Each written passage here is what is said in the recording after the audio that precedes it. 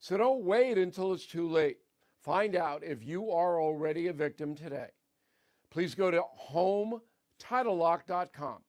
Use the promo code BILL to get a free title history report, plus a free trial of their $1 million triple lock protection.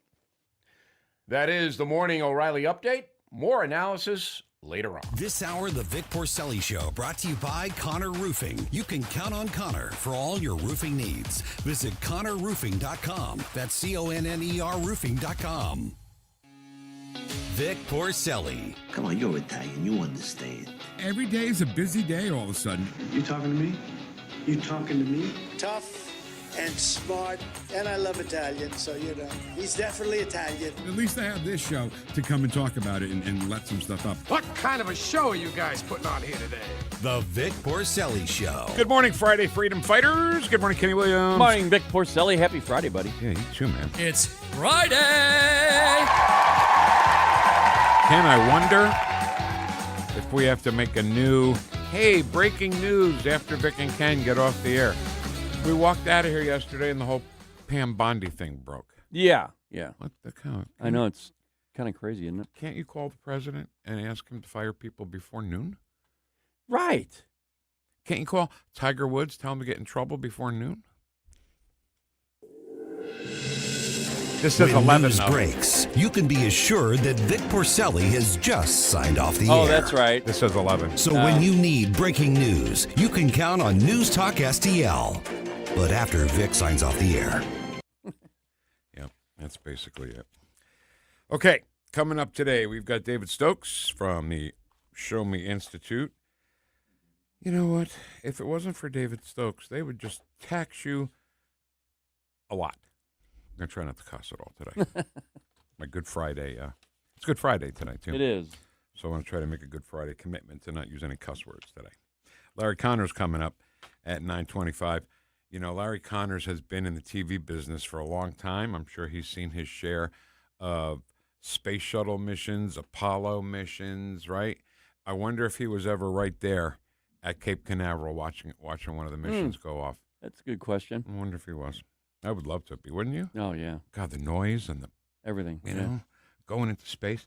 Susie Moore from RedState.com at 10:05. What are you watching with our great friend, Kathy KAISER? Miller time. We're going to start drinking at 10:41 in the morning, everybody. Way before Jamie Allman starts drinking martinis. Tim Jones. What's the deal with Tim Jones? He got something special? He's with us on a Friday? Yeah, he couldn't be with us on a Wednesday because he was witnessing hearings, or he was a part of the hearings down in Jeff City. You know, Tim's down there. He's involved. So this is a makeup? It really is. Got it. Okay, Yeah. That's great. I love that character. Chat box, Wheel of Audio Clips. Ken, who's doing the Friday Pledge of Allegiance? Elizabeth KAISER.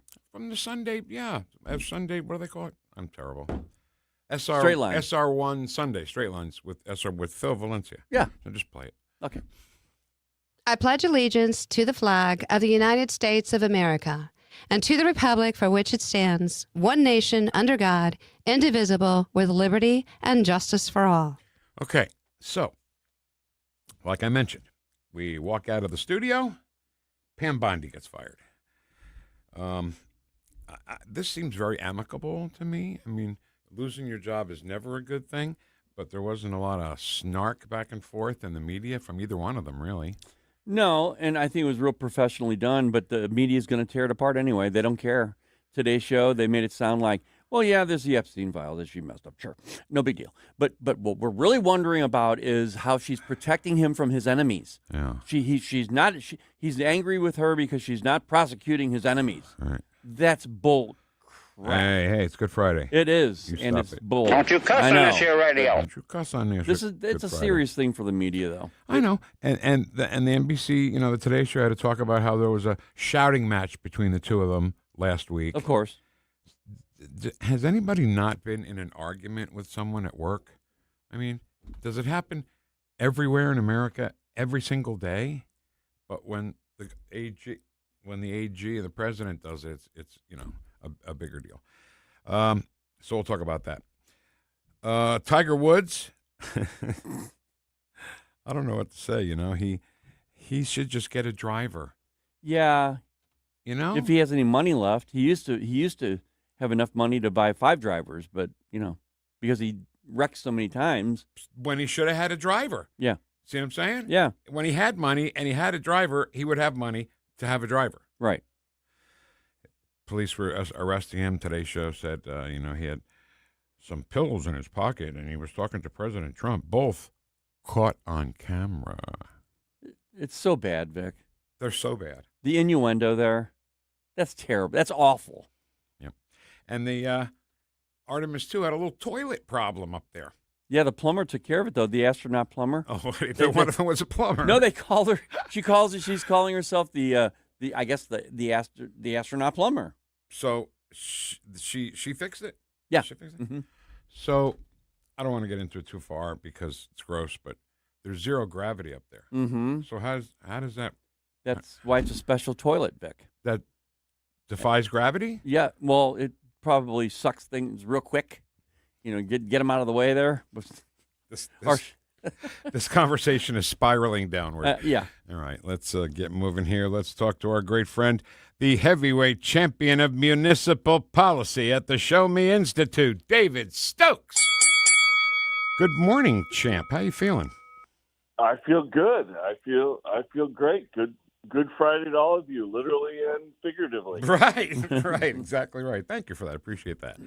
All right, so one more issue before Election Day is this Tuesday, and there's more. There's always some sort of tax they want to put on us. Herculaneum's now dealing with it, and you think they're doing it the right way, right? They are doing it the right way, and we've been talking for years about these use taxes, which I think most of your listeners know. They're just the sales tax, but imposed on the goods you have delivered to your house. It's what you buy off of Amazon and other places, and voters have to approve that sales tax to apply to them. And I'm not opposed to use taxes, and haven't been for some time. They level the playing field between local stores and your online retailers. They broaden your tax base. There's good reasons for them, but you also don't want it to just be a new windfall for local government. My purpose at the Show Me Institute is not to put as much money into local government as possible. So we've always supported the use tax, but also let's use that additional revenue and the benefits of this to perhaps cut other taxes at the same time. So you get sort of all the benefits of it without a local tax windfall. And Herculaneum is finally, a few cities and counties have done something like this, but on the ballot Tuesday down in Herculaneum in Jefferson County is they specifically say, if you pass this use tax, we are going to reduce our property tax somewhat with this new money. Now, they might not reduce every penny of it, but that's fine. I'm just happy you've got a city saying, we're going to expand our tax base, level the playing field, and we're going to reduce some other taxes. So that's really just a win-win-win for me, and I wish every time, if St. Louis County ever adopts a use tax, and I think it's going to be on the ballot in August, maybe it's November, I wish, it probably won't happen here, but I wish the county would do a similar thing, saying some of this new revenue we'll use to offset other taxes. So I hope more cities and counties use Herculaneum as a model. Well, first of all, we'll see if voters pass it or not. That remains to be seen. But if they do, I'd love it to be a model for how use taxes continue to be expanded around the state. And a use tax, if it's run, I guess, perfectly, then you get taxed once when you buy it, not every year like personal property, right? Right. It's just, the use tax is just a sales tax on the things you have delivered to your house. Like we have Amazon delivers trash bags and laundry detergent every month or two to our house, and all the other things. The $10,000 a month my daughter spends on stuff that gets delivered to the house. Yeah. Right. That's just a sales tax on things big and things small. Yeah. All right. Let's move on to plumbing. When I saw plumbing, I was like, oh, they must have fixed the toilet on the Artemis too. But this has nothing to do with that, I guess. Plumbers are pushing to loosen a county rule that limits how many apprentices they can hire. Why is there a rule at all? I'm not saying it's bad. I'm curious. Why is there a rule on how many apprentices you can hire for your company? Well, cities and counties in Missouri they license plumbing. They're plumbers. It's one of the most commonly licensed occupations in the state and in many other states. And, you have a variety of rules of how you can become a plumber, how many hours of training you have to have, educational credits you have to take, and various things. And one of them is, for a plumbing company. So this rule is being proposed by the plumbing companies that for every new or young, they're not always brand new, but every young apprentice plumber, they have to be supervised on a one-to-one basis with a higher level plumber, a journeyman or a master plumber, based on the titles that they have for how far you've advanced in your level of work. And it's one-to-one, which means you really can't have that many apprentices at your company because they have to be supervised, again, on this one-to-one basis for the work they're doing. And let me just say that we have very unnecessarily strict licensing of plumbers in St. Louis County. It's done by the county because nobody wants, all 88 cities to have their own individual licensing program for plumbers. So that's the good aspect about it. But of course, all of these licensing things inevitably are done both in the first place and then they're expanded to increase profits and wages for the people who are licensed so they can limit entrance into the field. And I'm very, very familiar with this. When I first joined the St. Louis County Council in 2001, there was a huge fight over increasing the licensing of HVAC people, pipe fitters, making it harder to be licensed to do heating and air conditioning work in St. Louis County. This was done to benefit the pipe fitters union and limit their competition. That's basically what most occupational licensing is for in various ways. So this has been this way for long. These rules, which are being staunchly opposed by the Plumbers and Pipe Fitters Union, they're in place to increase the wages for plumbers. And look, plumbers are a very highly skilled position. They should make a good deal of money. They do make a good deal of money, but it doesn't mean that you want government to be increasing this through its own policies. And these plumbing companies are saying, because of these rules, we can't hire enough young people to fill the openings that we have with a lot of older plumbers retiring, which I think makes sense. They've made their money. They want to enjoy their retirement. But they can't hire enough young people because of these rules. So the plumbing companies want these rules to be rolled back a little bit and get rid of the one-to-one ratio for supervision. And I think the plumbing companies here are absolutely right. St. Louis County rules on plumbing and electricians and pipe fitters, way too strict, way just there to benefit the unions and not the users, not the people who need plumbers like, we all do. And so I really hope that somehow, I don't think it's going to happen, but I absolutely hope somehow that we could roll back and loosen the licensing rules for plumbers in St. Louis County. I think that would be a wonderful change.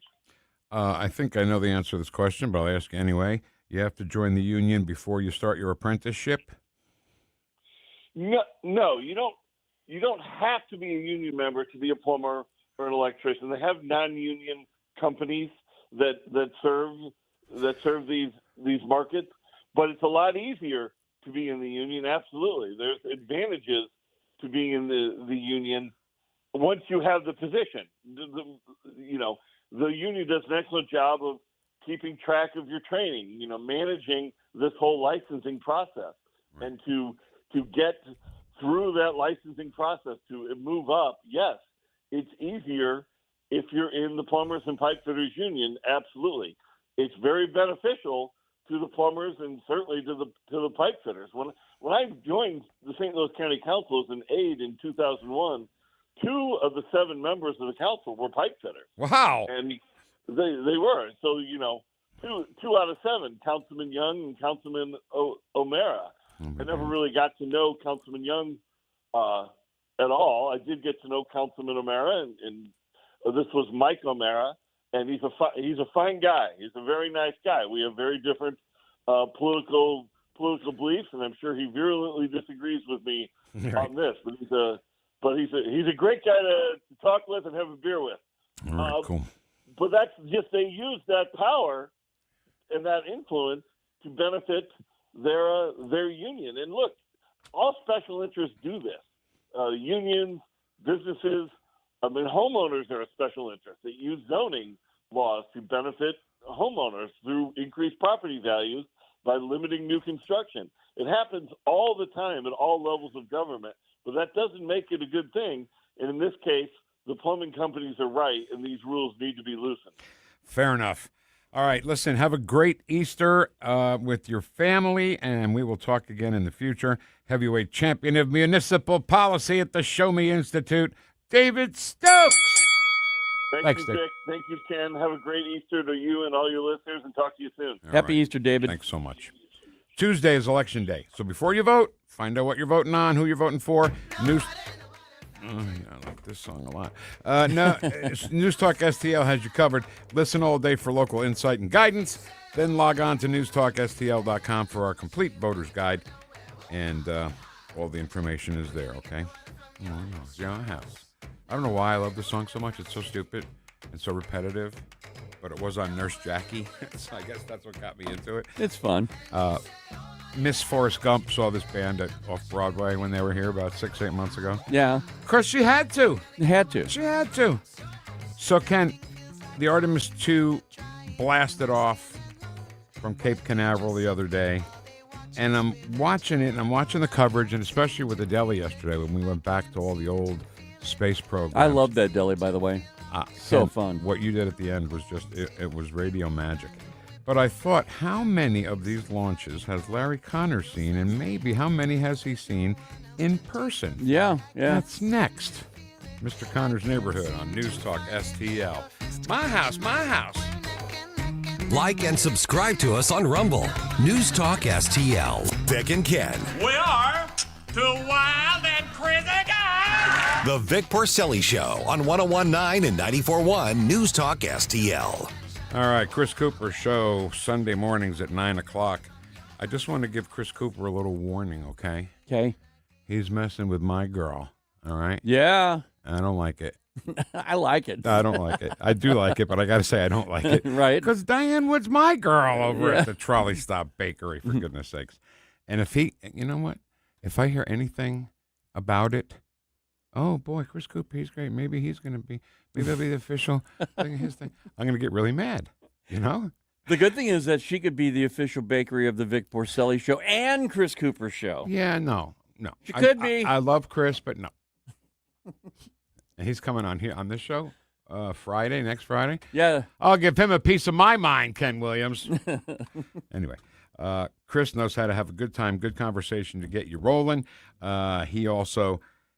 the words he uses make so much sense to me that you have the retirement that you deserve. Why nobody else talks about that? Right. It's the retirement you deserve. So find out about it, tax-free, tax incentives to keep your money, all right? And Chris Cooper every Sunday morning, 9 o'clock, Serenity Wealth Now, great radio show. This weekend he's muscling on my girl, though. It's Serenity Now. Serenity Tax. Wait, what is it? SerenityNowTax.com. Serenity Now, Chris Cooper. Investment advice offered through Fortis Capital Advisors. Serenity Now! St. Louis's place to talk. Freedom of speech is one of the anchors of our society. Newstalk STL.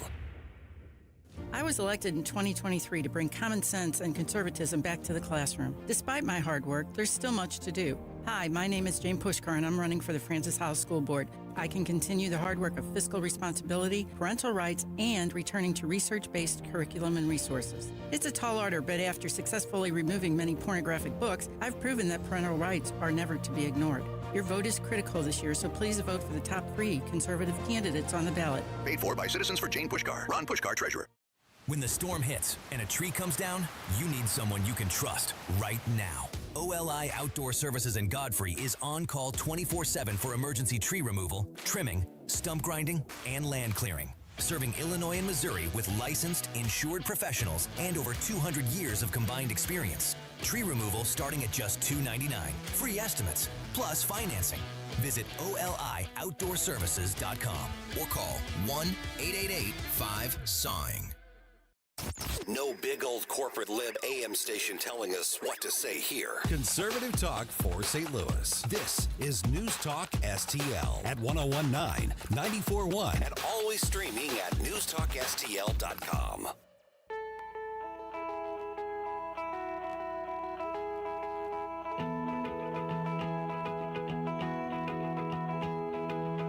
Talk lines are open now at 314-912-1019. The Vic Porcelli Show.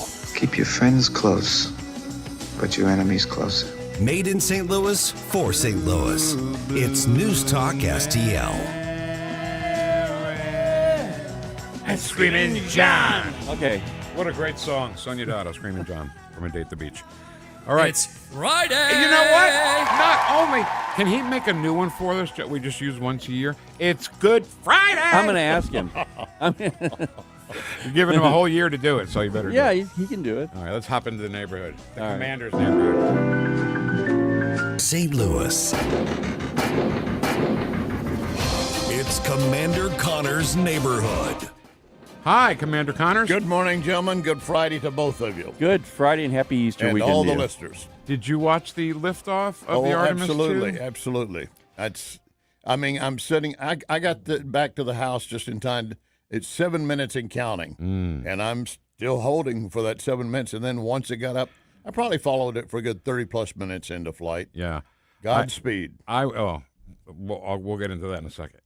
But watching that, I was so ready for that like 2 hours prior. Yeah. You know what I mean? Right. I did not want to miss this one because this is truly going where man has never gone before. Absolutely.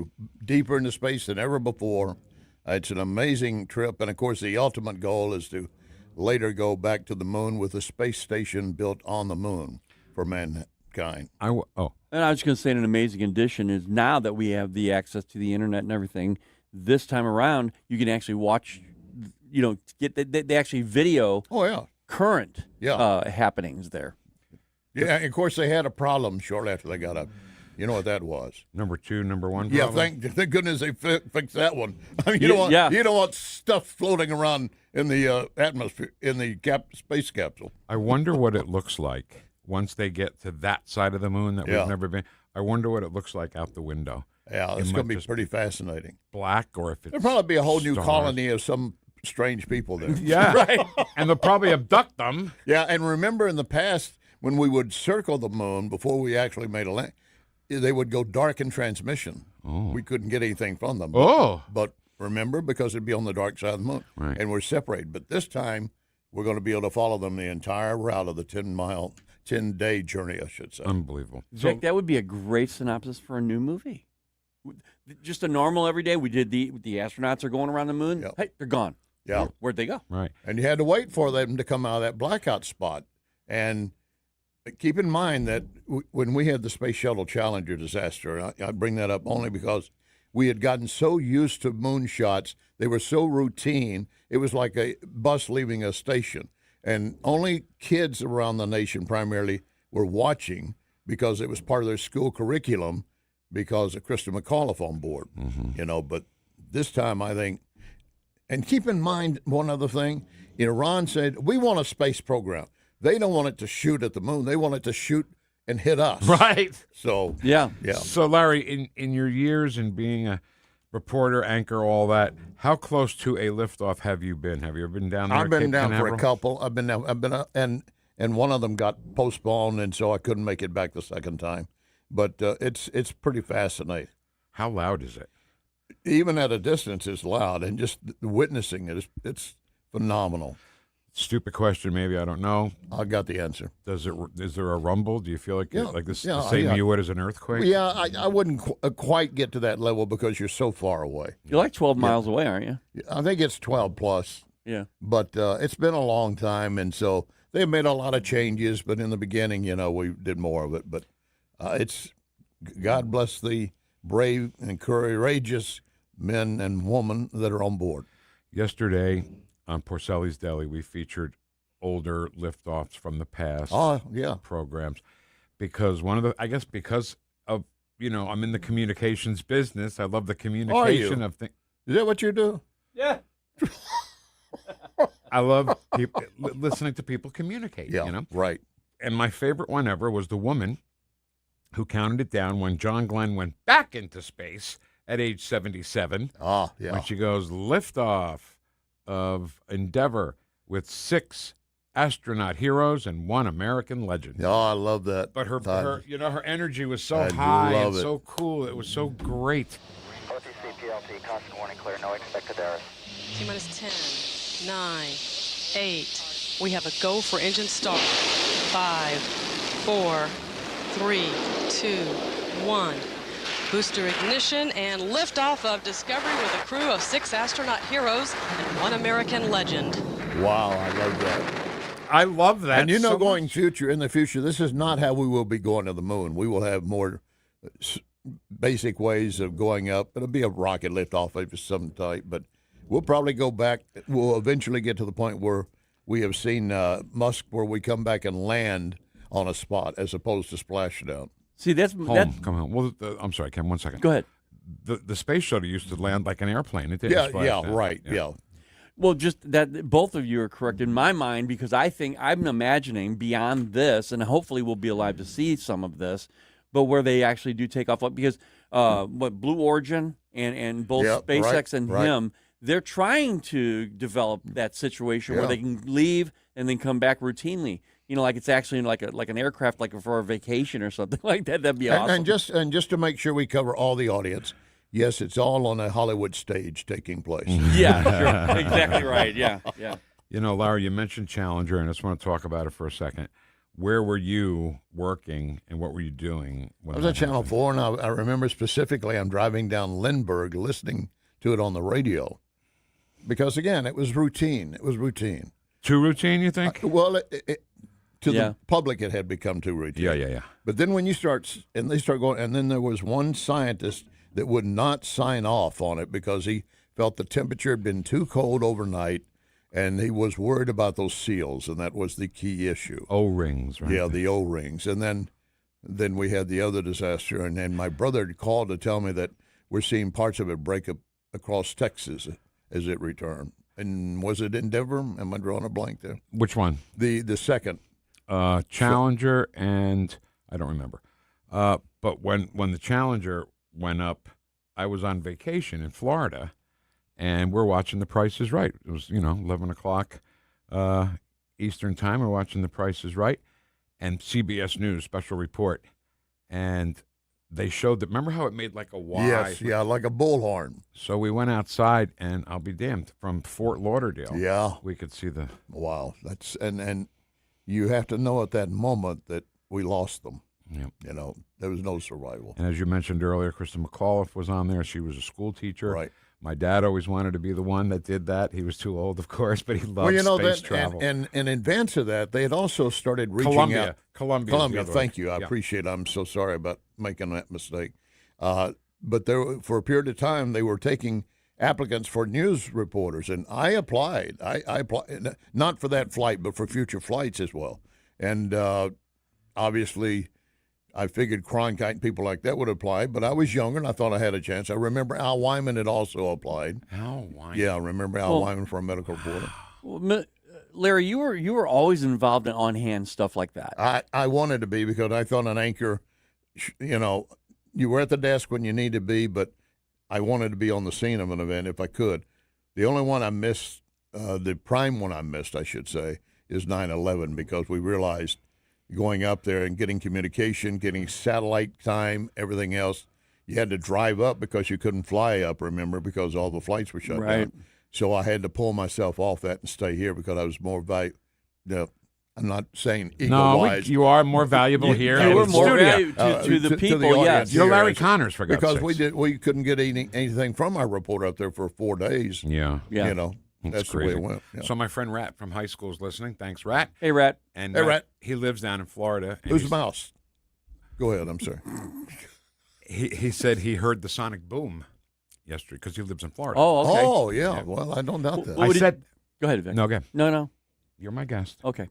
No, I saw a video yesterday where they were in a plane, just a regular airline, and they were actually videoing because of technology cool. today. Everybody has a Cool. camera. Cool. They were videoing the rocket going up pretty close to him, actually. Yeah. I mean, it travels at an enormous amount of speed, and they say it was over Scotland in like 20 minutes. Yeah. The time it took off. When you saw it taking off and they talking about going 3,500 feet per second and then ending up going 10,000 miles per second, I mean, it just kept accelerating. Yeah. There was a softball game, I guess a college or high school softball game happening in Florida. I saw that video, yeah. And the girls were like, oh, my God, look. They were looking up and seeing it. And it went right over the stadium. Awesome. In their view, it did. I don't know if it actually did. The trajectory takes it out over the ocean. That wasn't the point. The point to me was that they did stop. Right. Everybody stopped to look because it's such a feat. Space exploration, we did take for granted. Yes. Larry, you're right. Yeah. It was too mundane after a while. Yeah, unfortunately.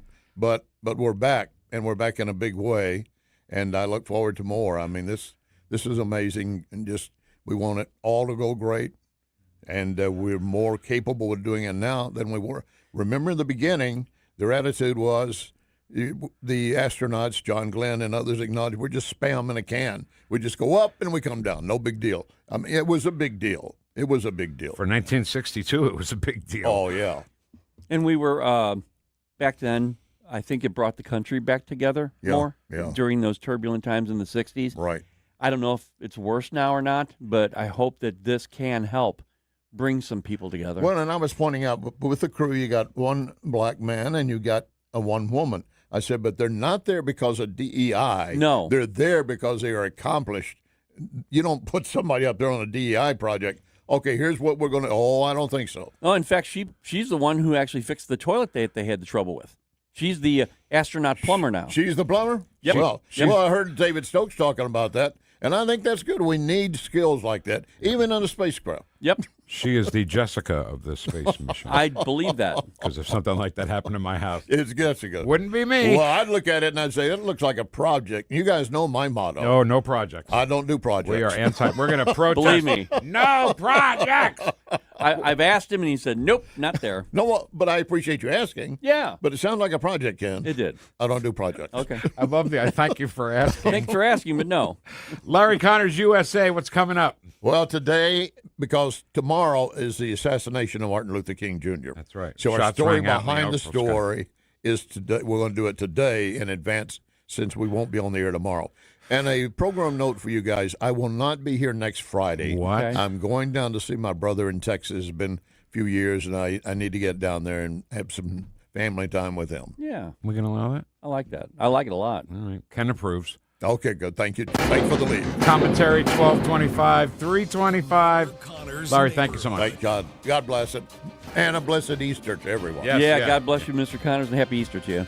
We should probably mention that Mark Harder brought us chocolate bunnies. Wasn't it Mark Harder? Yeah, mine was gone pretty much immediately. Mine's still in my bag. Is I it? don't know if Oh. it melted or I don't leave my bag in the car outside or anything. Well, you shouldn't have told me that. All of a sudden, I can't find it, though. Isn't that weird? Hey, that's really weird. Russell Stover, solid chocolate bunny, everybody. Woo! Shen Yun, woo! Shen Yun, woo. Larry, happy Easter, baby. Blessed Easter. All right. See, now I can't think when this song is on. Blue, blue, Mary. Blue, blue, Mary. And screaming John. All right. Hey, Rat's listening. Rat and I played Babe Ruth baseball together, 13 to 15, and we had a coach named Jack Daubert, and I was chatting with Rat one night on the computer, and he said Jack was the best coach I ever had. Now, Rat has played high school ball, college ball, international ball. He played in Italy. Oh, wow. Okay. So he's a player. Did he do minor league? I'm not sure. I almost made minor league with I'll never forget. But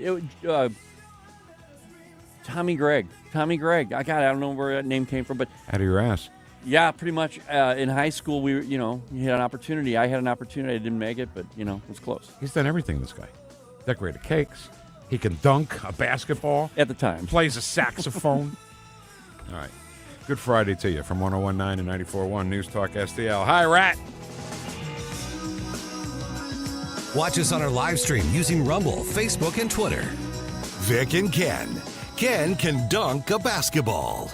Vic can dunk a donut. The Vic Porcelli Show on 101.9 and 94.1 News Talk STL.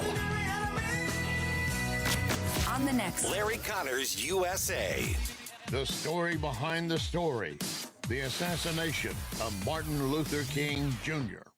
Larry Connors USA. Now weeknights 6 until 8 on News Talk STL. Is your retirement income at risk if you or your spouse needs nursing home or in-home care? Hi, I'm Eric Robert, Director of Investments with the ClearPath Wealth Management Group at Stifel and host of On the Money, Saturday mornings at 9 on News Talk STL 1019. The cost of long-term care is one of the biggest risks in retirement planning. For many retirees, a single nursing home stay can cause a significant reduction in assets that can permanently reduce your retirement income. Fortunately, there are affordable and flexible options available today that can help you manage the cost of long-term care. Our team can help you address the risks relevant to your retirement, including long-term care. To schedule your free retirement plan consultation, go to clearpathinvesting.com. That's clearpathinvesting.com, or call us at 636-695-2650. That's clearpathinvesting.com or 636-695-2650. Stifel Nicholas and Company Incorporated, member SIPC and NYSE.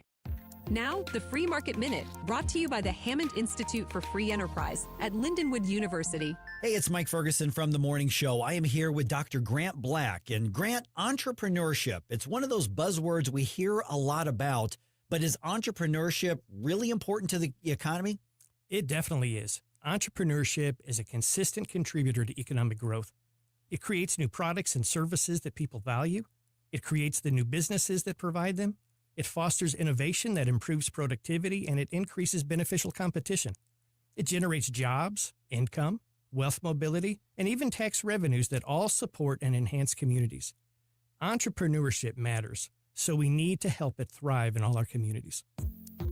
The John W. Hammond Institute for Free Enterprise at Lindenwood University fosters and examines market-oriented approaches to economic and social issues.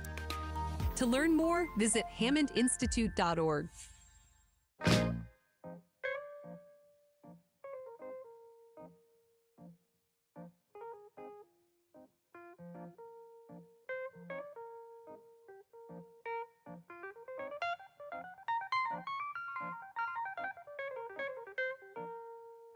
Whoosh.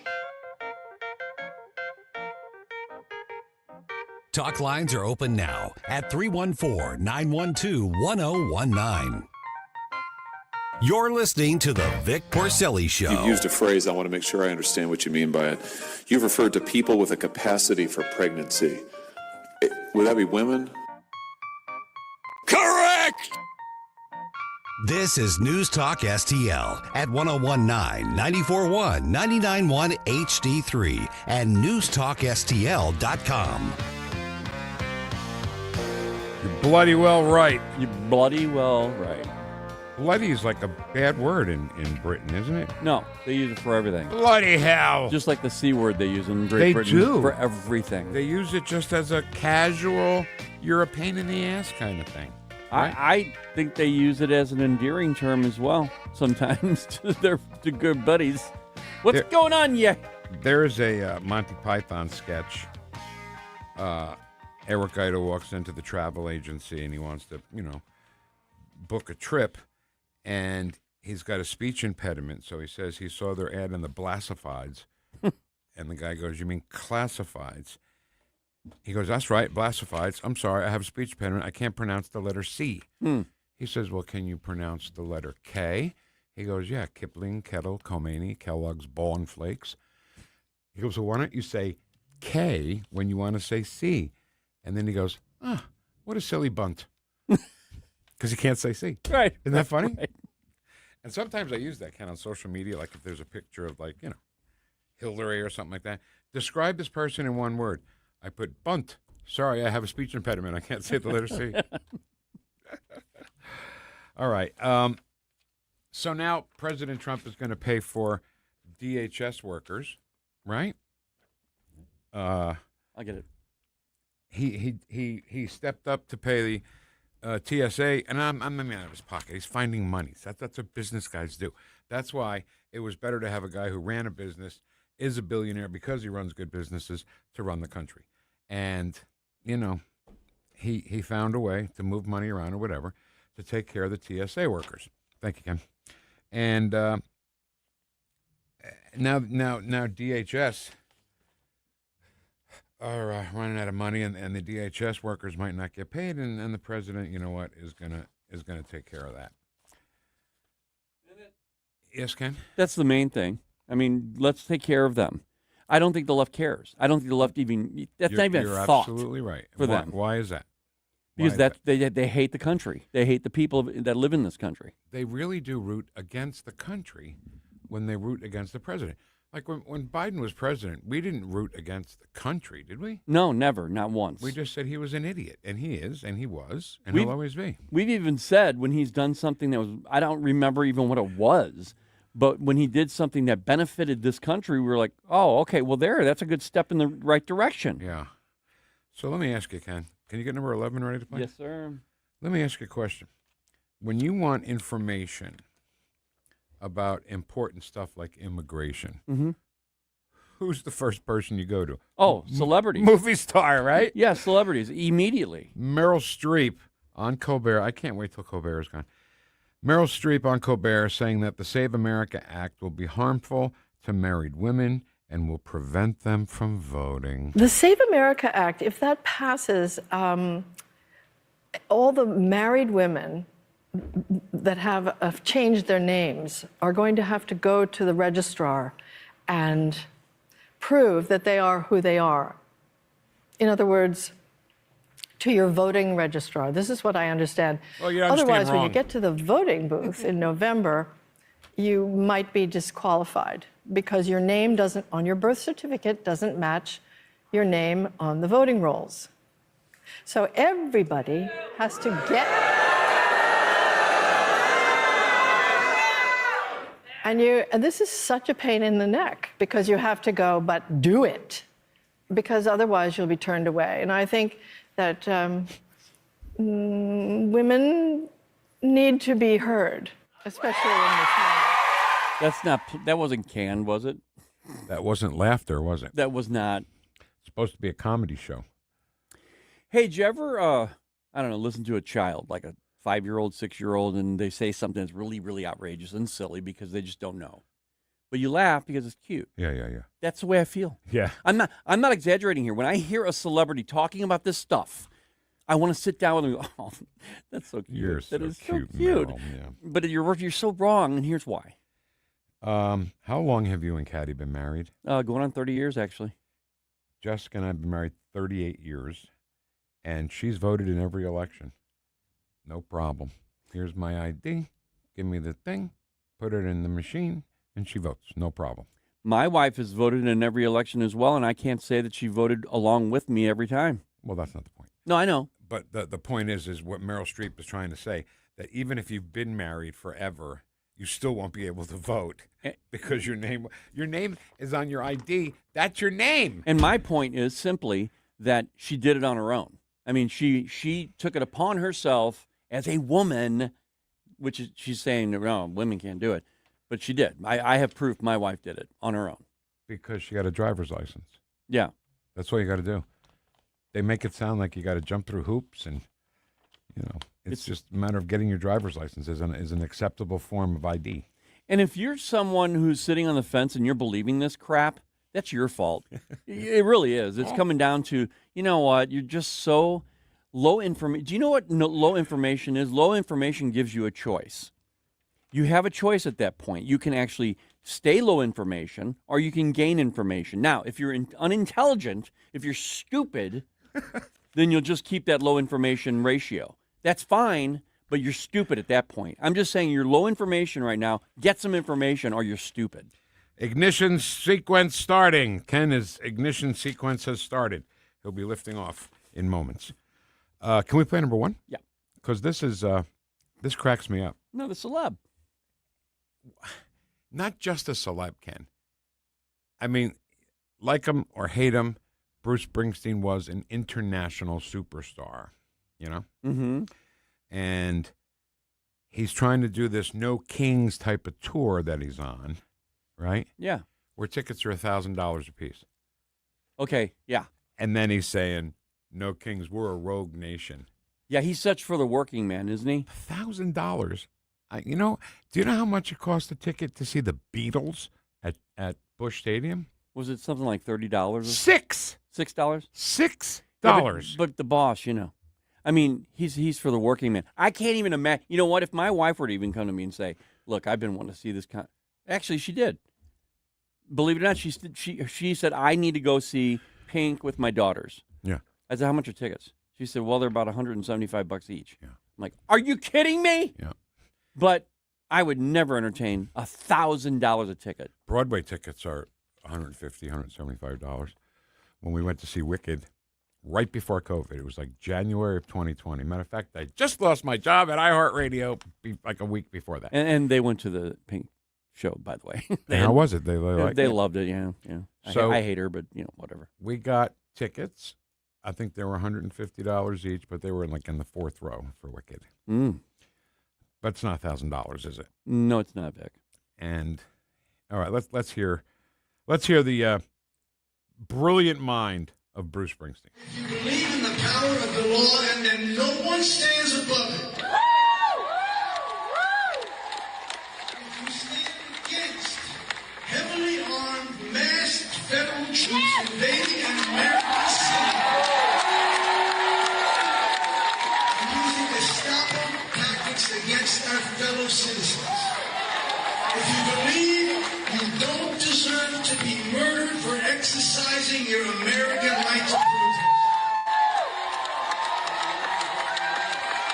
and send a message to this president, and as the mayor of that city has said, I should get the out of Minneapolis. So I should get out. You curse from the stage. Yeah. You're cool. What were you going to say, Kenny? Well, he's getting flamed on social media. He didn't expect the pushback that he got, because there were even people there that were walking out. And when you're paying $800 to $1,000 a ticket, and you got a guy 4 times he did this. He stopped down the music to say his spiel, and he said, "You know what? I'm going to go across the country, and I'm doing the same thing, and I'm going to do it even more." I would take that as a warning. If you're going to get a ticket and you love Bruce Springsteen, but you hate his politics, then you shouldn't probably go. Now, when you started this conversation, you were saying that he was getting trouble on social media for calling America a rogue nation and all that, right? Right. Now, why did that happen? That happened because of elitist egocentrism. I hate Trump. I hate ICE. Everybody must hate Trump and hate ICE. Right. Right? And with that thought process right there, though, you would think that they would understand that he won with a mandate, all the popular vote, electoral, swing states. How could that possibly be then? Yep. Ken, I saw the Police, I don't know, 1980, something like that, 79, somewhere around there. And Sting, in between songs, it was just at the exact same time as the Falkland Islands War. Do you remember the Falkland Islands? Yeah, watch War? how you say that. I said fork. Fork. Don't you cuss on this here radio. And Sting says, so if we go to war with Australia, it was Britain versus Argentina. And he goes, so if we go to war with Argentina, you'll be on our side, right? I'm like, come on, man. I think they both were allies at the time. Why would we pick? Yeah. It's a sticky situation. I just don't like, as a musician, as a lover of music, and there are millions of people who love music, just play it. Yep. I took my girlfriend at the time, my wife, loved Jackson Browne. Boy, did she love Jackson Browne's music. And I got her tickets, really good tickets, to see Jackson Browne at the Beacon Theater in New York City. And he did a few songs, and then he put his guitar down, and he started preaching, He started talking. So what do you think Jessica said? Let's go. Walked out. Totally. I get it. I would do the same exact thing. I cannot even imagine if I was going to a Rush show at the time. I'm talking about back when the music that I loved, and they started talking about politics in Canada. I'd be like, what? And you know what? It's not necessarily politics. It is politics. In this case, it was politics. In Sting's case, it was politics. But sometimes if you're not doing what I paid money to see you do, I'm not staying. Ken, we walked out of a George Carlin show. Wow. Yeah, because back in the day, I saw him at the Capitol Theater in 1978. That was back in the Where's the Blue Food and the Hippie Dippy Weatherman and all that kind of stuff. And then he just got angry. It wasn't necessarily political, but it was angry. He was so angry.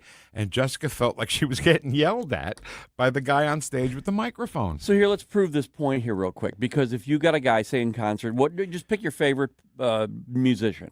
They're on stage, you're at the Dome, and you're listening, you're jamming, and all of a sudden he stops down, puts a chair out in the middle of the stage and starts doing poetry.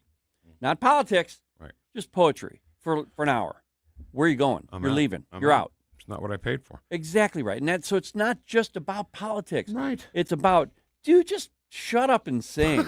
Really, you know what I'm saying? It's the shut up and... Let's make America rock again. It's the shut up and sing clause. Yeah, that's... in my mental right. contract that I made with these guys. Right. Okay, listen, I got the shut up and sing clause in your contract. As soon as you start talking about anything and not singing songs, we're leaving. We're over. We're walking out. And I'm sure we're not the only people, of course, because a lot of people feel that way. So then, if Scooter were in the box right now or Michael Burton, they'd say, well, what if, a conservative singer started talking politics? Sorry. It's not what I paid you for. No. And here's the caveat, though. If you're going there to hear Bruce Springsteen spout that stuff, if you're going to a Kid Rock show, you might get that. That's fine. That's fine if that's what you're going there for. But I'm not. Right, but there's a big difference here. And I get it. Scooter or somebody like that will say that. Well, what about the other side? No. If you're going there and saying, okay, we're going to hear Bruce Springsteen, but we're also going to hear some politics that I like. Yeah. Okay, then you paid the price for that. Well, Jessica would disagree with you. Jessica would say that's not what I paid for. No, she didn't. But I'm saying there will be people that will do that, and that's fine. If you're going like Kid Rock, for example, I'd go there if I would like his music, right? And I know, okay, at some point he's going to say something, so you decide at that point. Sometimes you can do that in a song. You can get your point across inside a song. Roland Turner. Perfect. We play him on his show. Right. I'd sit and watch that for sure. Yeah. All right, it's Friday. Susie Moore from redstate.com is next. Whoosh. If you love your pet, which I know you do, then they deserve the excellent treatment and care they'll receive at Pacific Animal Hospital in Pacific, Missouri. A full-service veterinarian facility. Originally built and grown by my dad, Dr. Bill Jones, a new generation of wonderful veterinarians and staff at Pacific continue to provide outstanding medical, surgical, dental, boarding, and grooming services for your favorite furry friends. Our family entrusts the care of our pets only to the experienced docs and staff at Pacific Animal Hospital. You should too. Call them today, 636-257-2100, 24/7 at PacificVets.com, PacificVets.com. State Freedom Caucus Unfiltered, Sunday nights at 7 on News Talk STL. Hear all the behind-the-scenes stories about what the State Freedom Caucus is doing across the country, directly from the legislators and the people that are doing it. State Freedom Caucus Unfiltered, this Sunday night at 7 with your host, Tim Jones. State Freedom Caucus Unfiltered, now Sunday nights at 7 on News Talk STL. Tuesday, April 7th, your community is on the ballot. And before you vote, you need to know what you're voting on. School board, city council. News Talk STL has you covered. Log on to newstalkstl.com for our complete voter's guide. See the issues and races on your local ballot. Know the facts. Make your choice. I think we need some kind of change. Then get out and vote. Because local elections aren't decided by millions. They're decided by you. My vote counts. See the complete voter's guide at newstalkstl.com. KLGY HD3 Clayton, K270BW Bellefonte, KNBS Bowling Green. This is News Talk STL at 1019, 94.1, and always streaming at newstalkstl.com.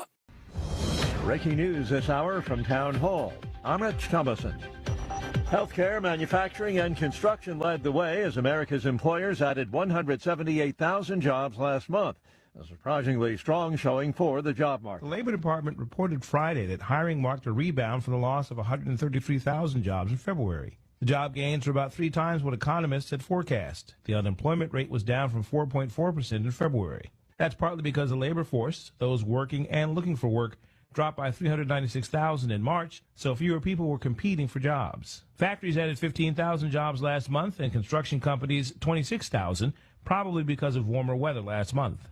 Bernie Bennett in Washington. The help wanted sign is out at the Department of Justice now that President Trump has fired Attorney General Pam Bondi. Choosing an interim successor, the president has not yet named a permanent replacement for Bondi. The news follows months of scrutiny over the Justice Department's handling of files related to the Jeffrey Epstein case. Trump has named Deputy Attorney General Todd Blanche as acting Attorney General. 3 people familiar with the matter say he has privately discussed Environmental Protection Agency head Lee Zeldin as a permanent pick. I'm Lisa Dwyer. Secretary of War Hegseth has dismissed Army Chief of Staff General Randy George, along with 2 other generals. The U.S. attack on a major suspension bridge in Iran has left 8 people dead, according to Iranian state media. Iran, meanwhile, has attacked targets in Israel, Kuwait, and Bahrain. Iran state TV claims an American fighter pilot has ejected from an aircraft over southwest Iran. There's been no confirmation of this from the White House or the Pentagon. NASA's Artemis II lunar mission continues unfolding as planned. The 4 astronauts have exited Earth orbit. They're now on their way to the moon. No action on Wall Street today. The market's closed for Good Friday. More on these stories, townhall.com. Maybe this is you too. There's enormous frustration right now with healthcare costs. It is amazing. Healthcare costs for families in the last 20 years have almost tripled, and it just keeps getting worse. All this to say, this is why MediShare is so in demand right now. People are looking for alternatives, and MediShare is proven you can save thousands of dollars a year and actually like it more. Over 1 million Americans are now part of healthcare sharing, and MediShare is the gold standard. It's trusted, it works. It's been helping people save money and have peace of mind now for 30 plus years. It's not some big impersonal thing either. It's a community of people like you helping each other. So yeah, if you're frustrated too, here's your chance to make a refreshing change. You'll notice the difference as soon as you call. They're easy to talk to. You can get a price within 2 minutes. Here is the number. Call 844-94-BIBLE. That's 844-94-BIBLE. 844-94-BIBLE. This hour of News Talk STL is brought to you by Rodney and Jen Wallner and the entire Wallner home selling team at Berkshire Hathaway. Call them today at 314-810-SOLD. 314-810-SOLD. From the Michaels Flooring Outlet Weather Center. I'm meteorologist Shane Scotch with your first alert forecast. Going to be tracking temperatures climbing towards the lower 80s this afternoon. Could see a few isolated storms, nothing too impressive. Till we head off into late Friday night, early Saturday morning, could see some widespread showers and storms pulling back in from the west. Some of those could have some stronger winds. We'll continue to keep a close eye on those storms. Eventually showers into Saturday, clearing by the afternoon hours. And Easter Sunday, things are looking drier. Mostly sunny skies, temperatures only reaching back towards around the 60-degree mark. From the First Alert 4 Weather Center, I'm meteorologist Chance Scotch. Vic Porcelli. Come on, you're Italian. You understand. Every day is a busy day all of a sudden. You talking to me? You talking to me? Tough and smart, and I love Italian, so, he's definitely Italian. At least I have this show to come and talk about it and let some stuff up. What kind of a show are you guys putting on here today? The Vic Porcelli Show. Happy Good Friday to everyone. Happy Good Friday, and it's Friday, baby. It's Friday! Lots to do here on our Good Friday show. What are you watching coming up at Captain Kaiser in a bit, Miller Time? Tim Jones, he was absent on Wednesday. Right. And what a guy. Came in to make it up on Friday. And he can get us updated because he was in Jeff City when he had to be out. Mm-hmm. But he could have just not done it. Right. But he's doing it. He's doing it. Chat box, we love audio clips right now. It's time for Smoothie Q. Oh, Susie Q, baby, I love you. Susie Q. I'm the boss. How about that? And I should have listened to Susie more from the beginning. I think you're right. I think you're absolutely right about that. Hi, Smoothie Q. Hi. So, Ken and I do a 3-hour show here at NewstalkSTL. I heard about that. 9 to noon. And we get off the air at noon, and then we get home, and then, Pam Bondi was fired. Yeah. They could have done that at 11. I think it would have been nice if they did that at 11, so it was in the show. Can I let you in on a secret? What? Yeah. I was actually in the middle of recording Red State Radio when that announcement came on, and I actually wrote the article while I was recording.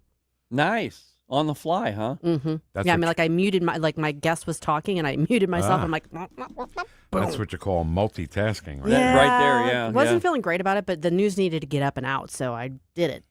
So what if you're, I don't know, out on a date night, having dinner at a nice restaurant, and then something happens? What do you do? Do it in the phone? I mean, what would you do? Oh, I mean, if I'm out, usually I'm not obligated to be handling that. Someone else is handling it. It just, I was on the desk. I was multitasking and recording at the same time. So it was kind of, and I had just had my other writer grab another story that needed to go up. So I was like, I'm grabbing it. I'm going in. How does that work? Just out of curiosity, who gets what story? Well, I mean, it works in a couple different ways. Since I'm the deputy managing editor, I'm kind of like managing the day-to-day, like, goings on as far as what's getting claimed and what's getting written up and edited and published. Generally speaking, I mean, our writers are, they're independent contractors. They're not our employees, so I can't say, you write this. But they'll grab stories, or we'll say, hey, someone needs to cover this. And someone will say, I'll cover it. Because you can't have two people covering the same story. No, that's, trying to kind of direct traffic and make sure that you don't have that duplication can be a little tricky sometimes. However, when it's cool, I think it would be cool if two people did the same story. Then you'd have to sit there and look at them side by side. Is this how you do it? And we'll sometimes have people that both talk about the same thing, but like they're covering slightly different angles. So it's not like there can't be any overlap. But generally speaking, since so much of what we do anymore is news coverage rather than just opinion, we're trying to not overlap too much. Because I wonder, like, let's take Fox News, for example. If they draw straws on who gets what story. And, okay, this one's for Israel. Who's going to go into Tel Aviv? And Trey Yanks pulls it. God damn it. There I go again. Got to go there with all the bombs. He's always there getting bombed. It's probably a little more structured there because their writers are employees. Wait, more structured than drawing straws? Yeah. I mean, if they're employees of the network, I mean, they've got an editor or a supervisor who's telling them what they're covering. They're being assigned a beat and a story. So they just hate Trey Yanks. That's what it is, right? I think Trey kind of likes that. I think so gig. too. Yeah. I do not, because I saw him doing something when he had to talk and run into a shelter underneath the hotel he was in at the same time. He may not like that part of it, but I do think he likes being out kind of in the field. And the doing action? that Yeah, I think so. All right, sorry, I got us way off track. That's okay. So Pam Bondi is no longer the Attorney General. Well, I can go. What do you think? Good, bad? That she's going? Yeah. I think it's good. Okay. I think it is too. Yeah. She wasn't my first choice to begin with, but I was Who was your first choice? Oh, that's a good question. I mean, I would have been good with someone like Andrew Bailey, or I didn't want Eric Schmidt to leave the Senate. So what about Matt? What was no, absolutely not. Gates. Gates, absolutely not. Yeah, I was totally not with him. But Andrew Bailey, I thought, man, he would be really good. Yeah. So I mean, I can't remember exactly who I was thinking, but I don't know. I mean, I maybe even been thinking Harmeet at that point. But I was like, I'll give Pam a chance. Let's see what she can do. Right out of the gate, wasn't happy with how she handled the whole binders and the Epstein thing. Was just not. That was not a good look at all. I know it's an incredibly tough job, and I think anybody who has that job is going to have a very difficult time balancing the actual day-to-day administrative work and making sure. I mean, the DOJ is handling thousands of cases right now, criminal, civil. They're defending, they're actually prosecuting. There's so much going on, and you've got to oversee all of that, and you've got to deal with the political aspect of it. You've got to go testify in front of Congress. You've got to make sure that you're, kind of hitting the agenda needs of the administration, and you've got to be able to speak on camera and not make a fool of yourself. There's a lot going into that. So I have empathy for anybody who takes on that role because it's not an easy role. I just don't think she did a very good job of it, and I never did. So I thought last fall that she was going to be out pretty soon. So this doesn't come as a big shock to me. Did you ever think of possibly Matt Whitaker? I'd be okay with Matt Whitaker. He was already the acting assistant, or he might have just been the assistant AG. I think he was assistant. Yeah, I can't remember. The titles kind of get confusing. I forget if he was acting or if it was permanent. But he's a straight shooter, no bullshit Doff kind of guy. And when he testified, I think he testified at one of the impeachment hearings, and he made such fools out of the Democrats on there. And I was like, oh, this guy's good. Yeah. He's mean. Yeah. He's good. He's got experience being a prosecutor. But he's obviously he's not. You have not heard his name in any of these things. I haven't yet, but sometimes Trump surprises us. Yeah, it's true. There's so much about Pam Bondi though that you could. I mean, we could do a whole double segment on her because from out of the gate, I think she harmed not only herself when she did the whole Epstein list thing, saying it's on my desk. I'm going to read it to you tomorrow. And regardless of what the truth was and what somebody told her behind the scenes to stop, I don't care about any of that. But she did it. And I think it damaged the administration out of the gate, not just her. And that was one of the biggest problems that I had with her. Yeah, and I think it's always dangerous to overpromise and underdeliver, particularly when you're in that high-profile position. I will say, and I said this earlier, the DOJ is litigating thousands of cases right now. Now, then they always do. They always have a heavy load. But in particular with this administration, there's a lot going on. I mean, I try to track what I can of it, and I can't even keep up with it. And their track record, particularly at the appellate level and before the Supreme Court, is actually very solid. All that's not the AG personally, but whoever has that role is overseeing thousands of attorneys and lawsuits, litigation, all that sort of thing. And there have been a lot of wins on the kind of like below the radar level that don't really hit the news because I read them. No one really, pays super attention to that. Yeah. And so I don't want to just demean her overall. I mean, I think she gave it the old college try. I just don't think she was the right fit for that role. Yeah. I think we forget about all that, what you just said. Mm-hmm. We just hear the big stories, the Epstein files, this story, that. Because we're so hungry for them, Vic. No, but what I'm saying is when you have that job, like she just said, thousands of attorneys that you oversee, that's incredibly... It's a lot of responsibility. Yeah. It's a lot of responsibility. So has anybody talked about Todd Blanche? I mean, in my head, he was the assistant AG. Let's just make him the AG. Yeah, I mean, I think he's there in the mix. Obviously, he is fulfilling the acting role now. He's acquitted himself very well as far as, first of all, representing President Trump during the trials back in the before times. And he's doing, I think, a decent job in that role. I don't know that, I'm not sure ideologically if he's going to end up being like the bulldog that Trump wants in that role. He sounded like he was when he was talking to Jesse Waters last night. Yeah. And I'm like, I don't have any beef with Todd Blanche. I really don't. And I think, first of all, I first got to know him when I followed the New York trial like very, very closely. And I thought he did a very nice job with that trial. What's the New York trial? When Trump was on trial for... People don't know, You're right. You get too colloquial. You're right. I take things for granted. Yeah. No, the trial in front of Judge What's-His-Face, I can't think of his name. No. No. This was the one, it's going to come to me. His daughter was a fundraiser. His daughter was a fundraiser, exactly. All right, the one in New York Circuit Court about, the business records and Stormy Daniels. Oh, okay. That one. Merchant. Merchant. Anyway, I thought he did a great job with that, and I think he's doing a great job in this role. Something tells me that he is not because, Donald Trump is very conscious of image and optics, and he is going to want whoever becomes the next AG to be someone who's going to maybe be better than Pam Bondi was in terms of delivering on the communication message. And I don't know if Blanche has quite that level of fire that he's looking for, but maybe he does. Well, you've got the EPA Administrator Lee Zeldin. I think he's done a fantastic job as EPA Administrator, and maybe he would be good because he's okay. He's fine. He explains everything in front of the camera. I don't like the way Pam Bondi was like on camera all the time, as much as she was on Fox News. Well, and I don't even watch Fox News. I think that was one of the detractions of Kristi Noem as well. It was too much about the camera time and the glammy glam look, and not enough about the substance.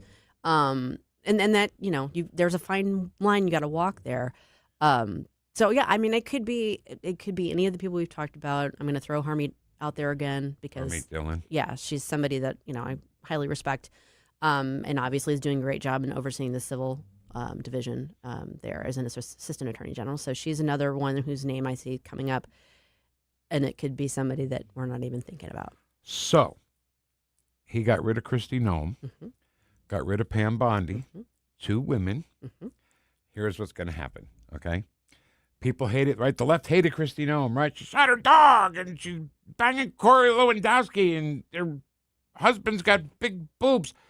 And then Pam Bondi, oh, she's just covering for Trump. Now that he's fired 2 women, it's misogynistic. Somehow they have to twist it around and say he's a misogynist. They're already trying to do it. Well, They're already trying. And keep in mind, Lori Chavez DeRemer, who's the Department of Labor secretary, is probably on her way out soon too, because she's in trouble right now. I mean, like there's investigations into her. What's going on? Oh, like her abusing her privileges, and like taking her staff on like Vegas trips and stuff like that. No, we don't like her. Can I just say we do not like her? She's a bad pick to Hold on, everybody stop. Don't we learn from the stupid stuff Democrats do? Why are we doing that? That's my point. Yeah. Why is she doing it? Yes. Well, good. None of us wanted her. Seize her. Come on now. With her head. None of us wanted her to begin with. No, we're all saying the same thing. But what I'm saying is she was basically a pick that no one on the right wanted. Right. She was like to get a favor to Sean O'Brien and those guys. Yeah. She's not a conservative. She's No. not somebody that we like. So I'm fine. I'm fine with her going. It's amazing to me, though, to Vic's point, and what I was thinking while he was trying to talk, which is funny. But they do the things, the Democrats do these things. They get caught, and then they have to hide and lie and cheat and whatever. The conservatives don't normally do that. Why do you do that? Why do you even take a chance of taking because people? she's not a conservative. That's why. That's why she did it. That's what she's saying. I think if you're going to be in the public eye and you're going to be that much in the public eye, Yes. whether it's to be governor, run for president, whatever your little peccadillos are, whatever your little quirks, your inks, whatever, keep those to yourself. Right. Okay. Save it for after you're out of office and say, let's not do that. I mean, whether you're a Republican or a Democrat, if you are doing stupid stuff like that, Or it's your going husband. to, or someone close to you it's going to come out. And it's going to be a bad thing. So don't do that if you want to be like front and center in the public eye. Totally agree. So you brought up Sean O'Brien. Let's talk about. Oh, by the way, we're talking to Susie One. Hi, Susie. You brought up Sean O'Brien. Mm-hmm. He and Mark Wayne Mullen almost physically, literally went at it during a hearing. Mm-hmm. And thank God for Bernie Sanders for breaking. Stop it! You're a U.S. Senator. Stop it! Sit down. Referee. Yeah, he had the striped shirt on. He did. No, he didn't. He meant business. But and then when Mark Wayne Mullen during his confirmation hearings, Sean O'Brien sitting 2 rows behind him, I was like, "What in the hell?" And he We're looked like live. We're live, by the way, on the air. Yeah. And I said, "What in the hell?" He's sitting in that I'm supporting the person who's speaking seat. Yes. Right? That's basically it. So I thought about this, and after Mark Wayne Mullen said, "Oh, well, we're good friends now. We've made up. We've shook hands. It's great." So here's the deal: with illegal aliens who can't read English or read street signs are getting CDL licenses and union membership in the Teamsters, Sean O'Brien doesn't want that.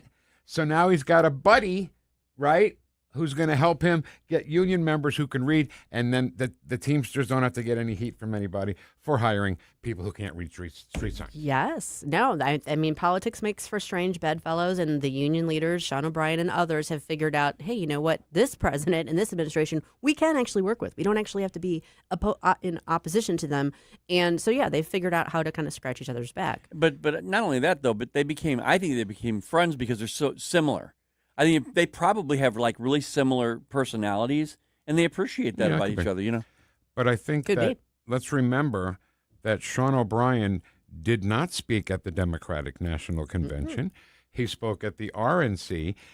Didn't go as far as endorsing President Trump. No. But I thought that was a huge step, just that he was there and not at the DNC. I also think it's a reflection of sort of the shift that we've been seeing ideologically between the Republican and the Democratic Party and who their base is, because the Republicans have become much more the parties of the blue collar workers, the union guys than they were 10, 15 years ago.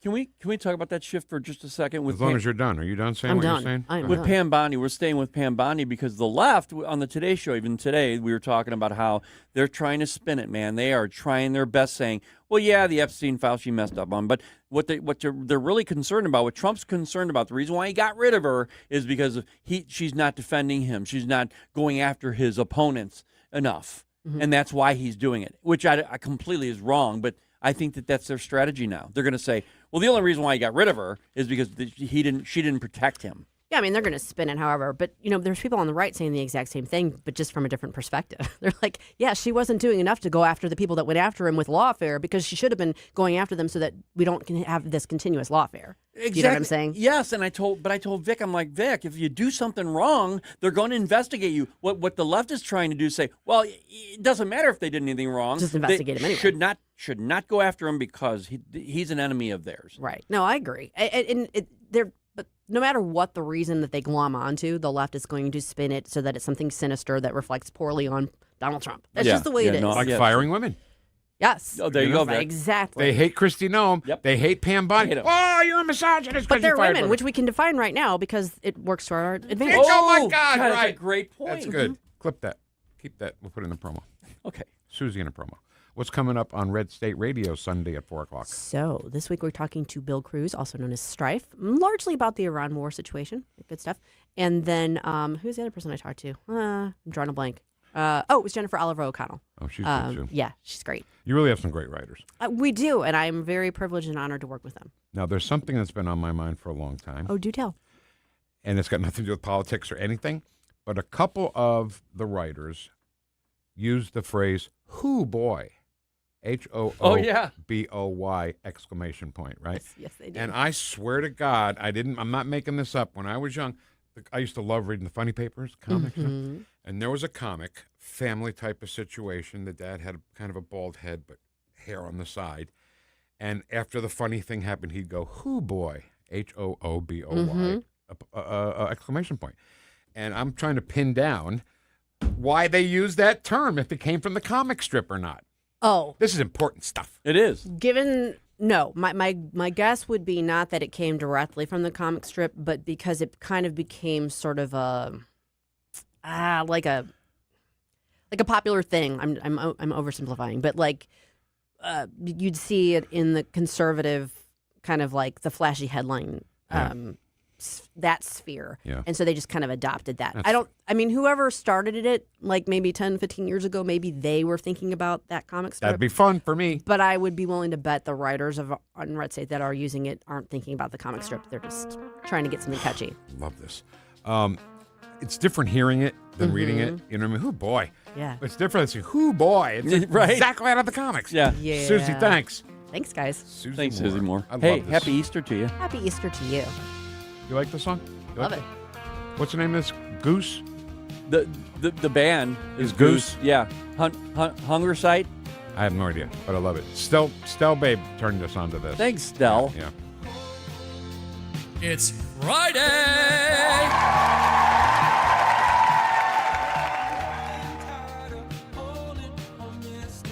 Follow us on Rumble at NewstalkSTL. Is that how it goes? Well, I might be rusted, but brother, I'm here to stay. The Vic Porcelli Show. Here's what drives the driver in the states that are affected. Here's what you can do, the drivers. Think about what you'd think about at the time. On NewstalkSTL.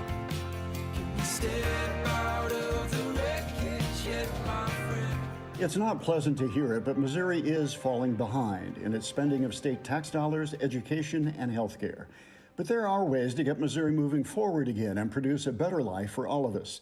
That's why we at the Show Me Institute put together a 2026 Missouri Blueprint, a roadmap on how the state can move to a brighter future. The blueprint covers policy ideas from taxes to government transparency, from education to healthcare and budget reform. Let's allow students to attend the school of their choice. Let's adopt new proven methods to help the many school kids who can barely read. Let's limit state spending growth for Missouri's long-term financial stability. And let's invest in future needs with more nuclear energy.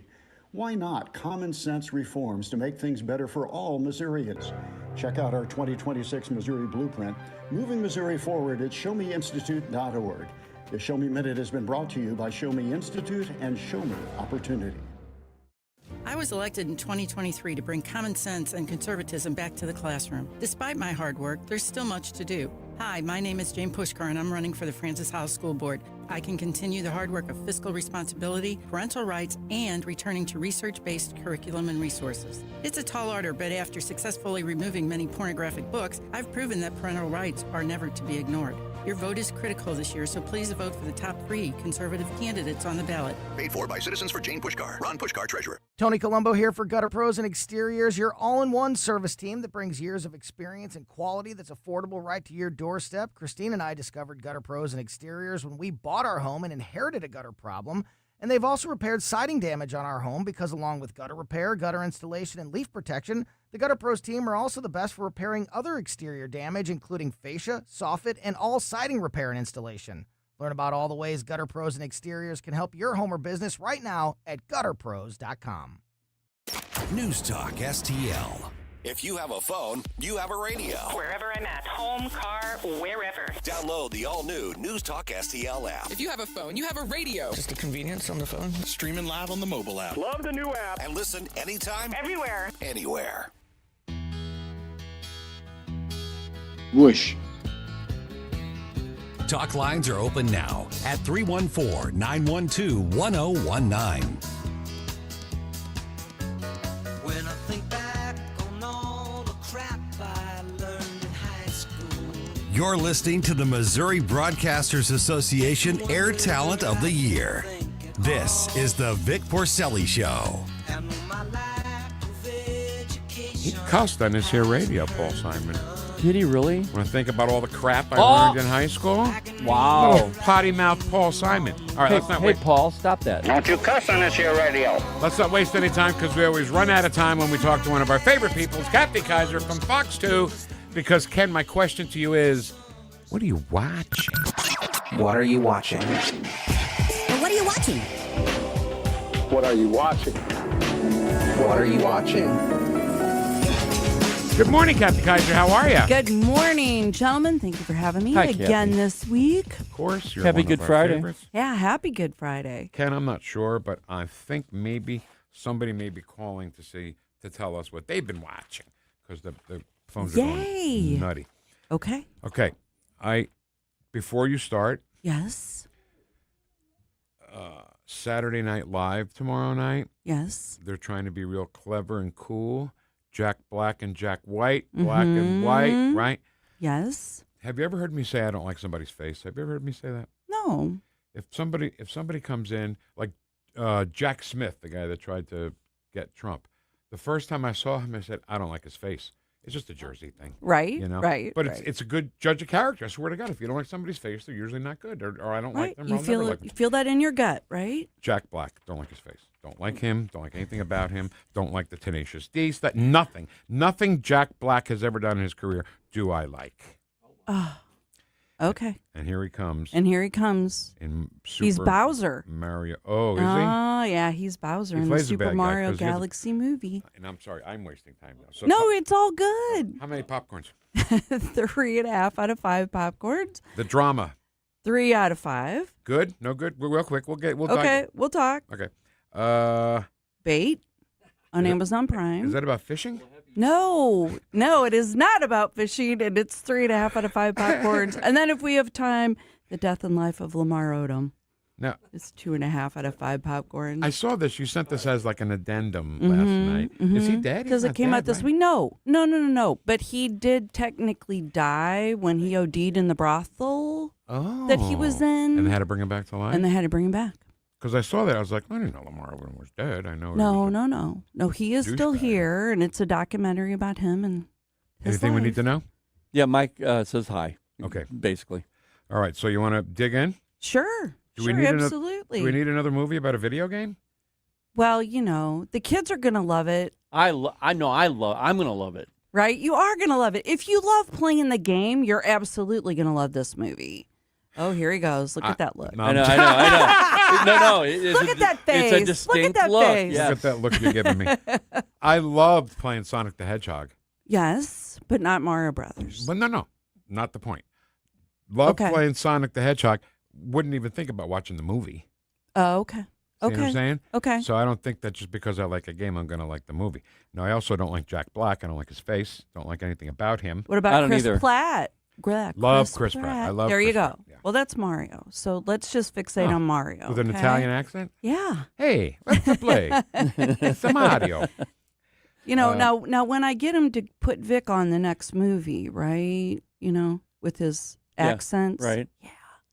Then you'll watch the movie, I'll right? be Mario. Is that what you're saying? No, I'm saying I'm not. I can't pull that one off. Oh, I'm just saying that okay. when we get you in an animated movie, See, I love it because right? I grew up with my With all kids those playing accents? the Super Mario Brothers stuff, and I was Mr. Williams. Oh. I was on the Wii. Uh-huh. Will get it? Uh-huh. Okay, Yes. And they thought Yeah, that was I really love My that. daughters love that. And in fact, they use Yeah. it to this day. They say, "Hey, Mr. Williams." And my daughters and my husband played it all the time. I didn't personally get into it. I would watch them, play it. But the kids are going to love it. If you love them, if you love the game, you're going to love it. Everybody's going this weekend. Perfect timing popping it during Easter weekend. Oh, yeah. Yeah. Everybody's going? Well, not you, because you don't everybody. like to go to the movie theater. Can I just, this is going to waste time, I'm sorry. No, go ahead. But last night I went and found the video I was telling you about, this little girl in Ireland. Cutest thing. Yes. She wants to go to Meghan's wedding, right? Meghan and Harry's wedding. Okay. And she's literally, are we going to Meghan's wedding? With that Mm-hmm. accent. And she goes, Mom goes, no, love, you got to be invited. And he goes, I don't know what you mean. So here's what happened. In school, they had a little Meghan and Harry wedding tea party at school. That's cool. And during that, the teacher said, yeah, everybody's going to the wedding. So little Amelia Bedelia said, here's right. everybody's going, so she must be going. Oh. And the poor thing's that's heart sad. was broken. Yeah, that's very Poor little thing. sad. And she was like, oh, you have to be a prince or princess to go.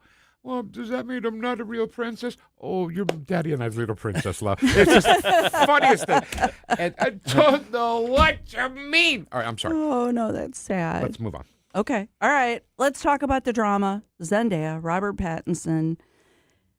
They're getting married. And here's what I'm going to tell you without giving away too much about the movie. Do not ask your fiance a question, even if you're with a group of friends, that you're not prepared for the answer for. Right? It's first law in trials. Exactly. Do not ask a question you are not prepared for the answer. Well, I saw the preview, and I'm thinking to myself, just to find out that answer, I want to watch the movie. Okay. Just for that one thing. The way because I don't really like her, but I want to find out what really? she did. What'd she do? I enjoy her. I can't give away what she did. I will ruin the movie. So- Let's just say it's something that. Oh, go ahead. It's the last time I'm going to try. Do we hear? Are you going to tell us the question? I can tell you the question Without without giving anything away, can you ask the question? Because if you can't, that's fine. But the way you were saying it, it sounded like you were gonna say what the question was. I probably should not say Okay, what the fine. question is. So Zendaya, you don't like Zendaya? And is it Zendaya fatigue, Ken? It could be that, but it's also the fact that she was big at Disney, and I don't like Disney. I don't like what they do with the kids. He's tough. I don't like it. No, you're right, Ken. Yeah. He was in she was in The Greatest Showman, though, and she was great in The Greatest Showman. She really was one of our family's favorite movies. Robert Pattinson. I like her because because she's a survivor of Disney. Let's put it this way: I like her because she's a survivor of Disney. Actually. Right. Can I waste just a little bit more time? Absolutely. It's your show. I've told you that a million times. This girl from America went to Britain to be on Britain's Got Talent, and she sang the song from Greatest Showman. It's never enough, never, never. And Simon says, well, who are you? Do we know you? And she goes, well, you might have heard my voice. I sang Never Enough in the movie. And then they freak out because it was her voice in the movie, and Sarah Ferguson is just lip syncing, and it was Sarah Ferguson's idea. And her name was Lauren something, and she was saying it great. That was a worthless story. I apologize for all of that. So the drama gets 3 out of 5. The drama gets 3 out of 5 because Robert Pattinson and Zendaya are really good together. Is that right? Yes. Are they a thing too? No. Okay. No, she's with Tom Holland. She's with Spider-Man. So what did she do? I said their acting is very good in the film. That's No, why I I'm got 3 asking out you of the 5. question. What did she do in the movie? What did she do? What was that question? She did something that happens. I think you are. Okay, here we go. She did something that does happen too many times to even reference in our schools. Wow. There you go. Okay. Got it now. All now I right. know exactly what you're talking about. Okay. And it gets 3 out of 5 popcorns. That's not bad. No. 3 point. What? I was going to say, if you want to see it in theaters this weekend. I shan't. Okay. But thank you. 3.5 out of 5, though. That's pretty good for bait. Is this about fishing? It's about No, it is not about fishing. It's about... Tony's not going there. Tony Colombo's not going. Tony's out. No, it's about Riz Ahmed, and he created, wrote, and is acting in this 6-part series. He is up in Britain for, which I think is funny because the world's chomping at the bit to find out who's going to be the next 007. Yeah. So he auditions to be the next 007. That's what this is about? Yes. Wow. Yes. I kind of like that. Yes. It's on Amazon Prime. You can watch it. Like I said, it's only a 6-part, and they're not long. I want to know when everyone decided 6 parts is enough. Have they done studies why not 8? Why not 10? I love the series where there's 10 of them, right? And I'd probably feel different about the movie itself, but I watched the preview and I thought, yeah, he wouldn't be a good 007. Why is that? Just his look. What's he look like? He doesn't look that debonair. Is he type to American? me. When they put him in you put anybody in a tuxedo and it kind of, Well, sure.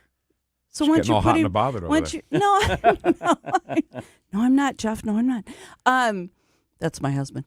It's also our boss. No. He's he could pull it off once you watch the series of what he's wanting to do. But the funny thing is, it's very much a dark comedy, and it's like the pressures of even auditioning for that role.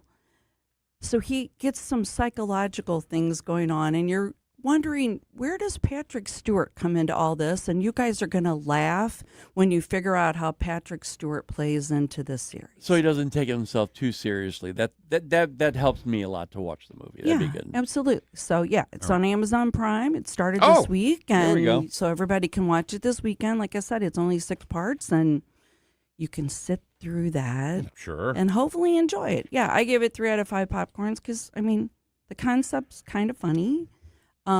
They said that the drama, back to the drama really quick, was a dark comedy, and I missed the comedy part of it at all. Right? Like, it's dark, but I missed the comedy part of it. I didn't laugh at all. All right, we are so late. We're actually out of time, but we're not going to stop. We're going to keep going. Trudge through it really quickly on Lamar Odom, who I didn't really care about one way or another. Go ahead. Oh, well, we just gave that 2.5 out of 5 popcorns. It's kind of his own self-revelation documentary. Have you guys seen any of the Untold series on Netflix? No. It's like all kinds of sports figures telling their true or semi-true stories. Okay. And it's his fiance who has 2 children with him. It's Kourtney Kardashian. Oh, it's forget all it. of I'm out. stuff of his life, and how he died, and they brought him back, and how he's trying to redeem his life, and all of that. It really. I know when I said Kourtney Kardashian, you're going to be like, no. I'm done. But it really shows she did love him. It wasn't a farce, and she went through hell with him. But, hey, there you go. Well, I shouldn't be watching that one either. What have you been watching? I've been watching The Pit. Yes. Which would be such a perfect show if they didn't do the political stuff. They had an ICE episode. Yes. Because they had to have an ICE episode. And one of the nurses gets arrested, so ICE is terrible, blah, blah, blah. And now it's this one family's in there, and they can't afford it because Medicaid was cut.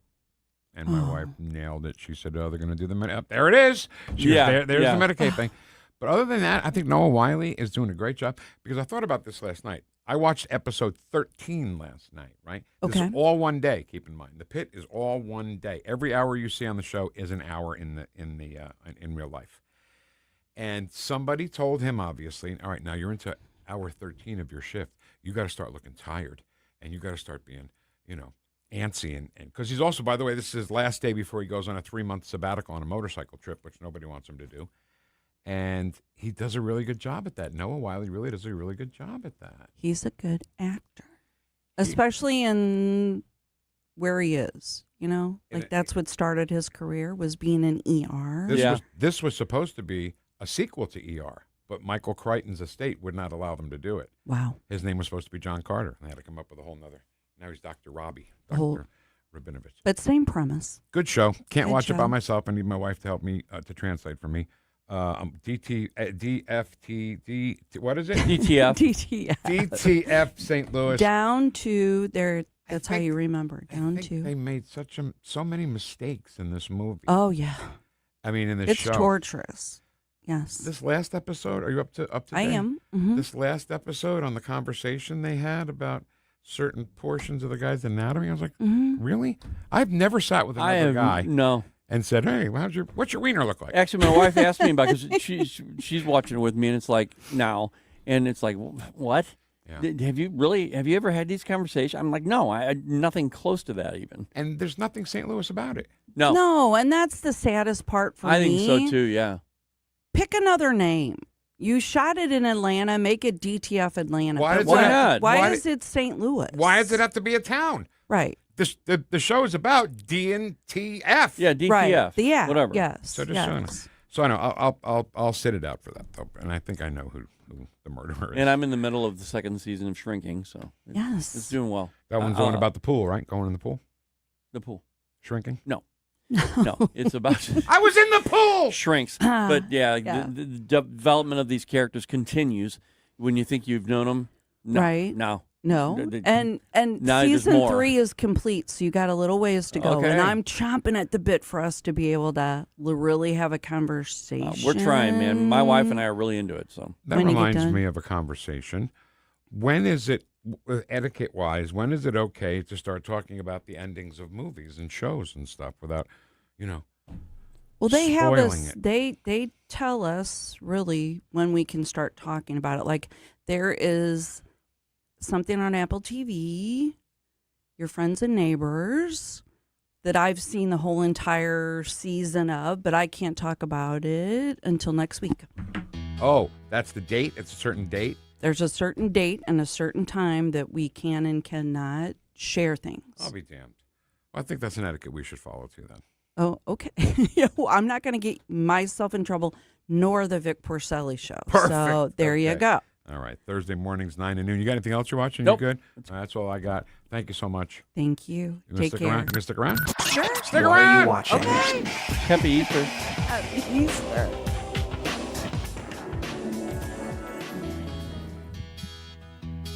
Yep. Paul Simon cussing on the radio. Mr. Right. Cursor. It's right at the beginning. Can we wait for that? Here it comes. Oh! Don't you cuss on this here radio. 1973. Wow. Big top 10 hit. I didn't even know that word was a word back then. We made that word up. That's so funny you said that. Because there are certain things, certain words, certain things that I thought we invented. They didn't do that generation before us. They didn't talk like that. Yeah. But then I watched Deadwood, and I was like, wow, I feel like I'm listening to people, my friends. And you know where crap comes from? Crapper. The guy's name is Crapper. Made Yes. the toilet. Saved you. That was quick. That was quick. See the last brain cell fly away? So, Kathy Connor put a picture up of her and her dog last night. Oh, yeah. The dog is just a beautiful dog, and she's a beautiful woman. I don't know. And she's a great woman, and she's a great businesswoman, and she's a great friend of ours. Yeah. Kathy and Rob Connor know what they're doing, okay? They are the roofing company that all others should be measured. That's how good they are. If a spring storm comes, the wind, and it wasn't even a storm, the wind knocked the cover of my grill right off. Like they just picked it up and... Oh, wow, you didn't tie it down then. Tie it down? Yeah. Tie what down? Tie it down like you're supposed to. Nobody told me to tie the top of your grill so Nobody... it doesn't blow away. I thought it was so far down that the wind couldn't get up there. He just didn't want to get down that low to tie it. I don't know what you tie it to. Anyway, what were do we you talking tie it about? To the legs. To the the feet. legs of the grill? Yeah. Somewhere. I'm going to talk to my wife about that. Yeah.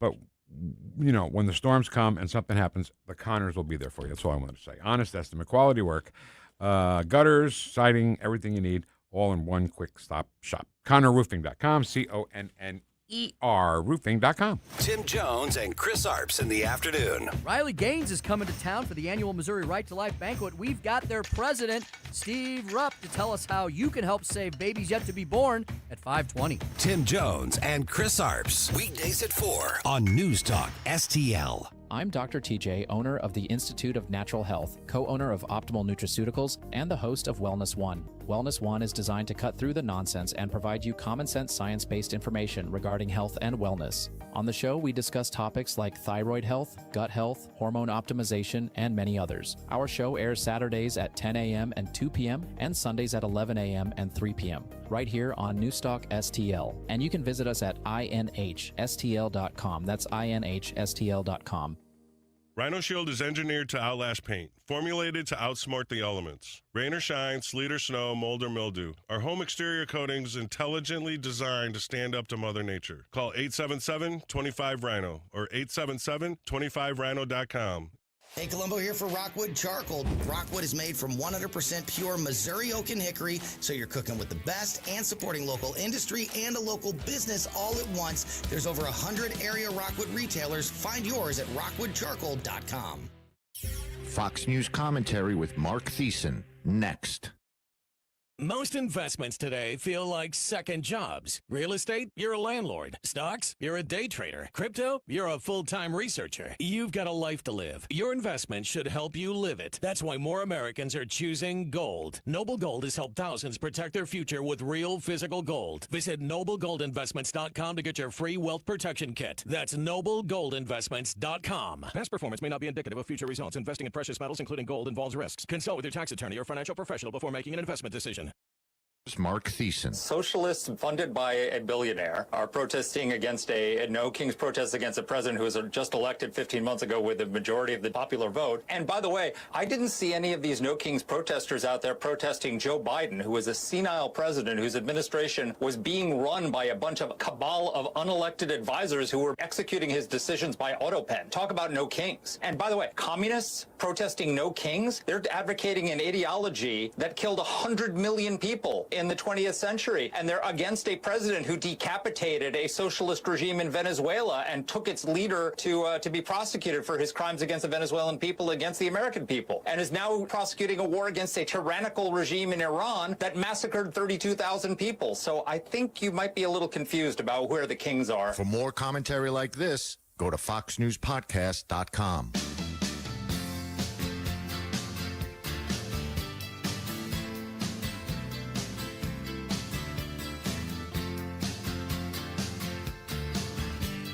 Talk lines are open now at 314-912-1019. It's Friday! You're listening to the Vic Porcelli Show. Live and be well. Made in St. Louis for St. Louis. It's News Talk STL. Live and be well. That's like the first line you have to learn as a Jew in training, right? Yeah. It's one of the first. No, I think it is. I think it's the way you get. So when you leave, okay, live and be well. But you also have to make sure you get that, that little inflection on the end. Rabbi was in a car accident. Yes. And he got thrown from the car, and this police officer is there to help him, So he he takes off his jacket, he puts it behind the rabbi's head, and then he says to the rabbi, "Are you comfortable?" And the rabbi says, "I make a living."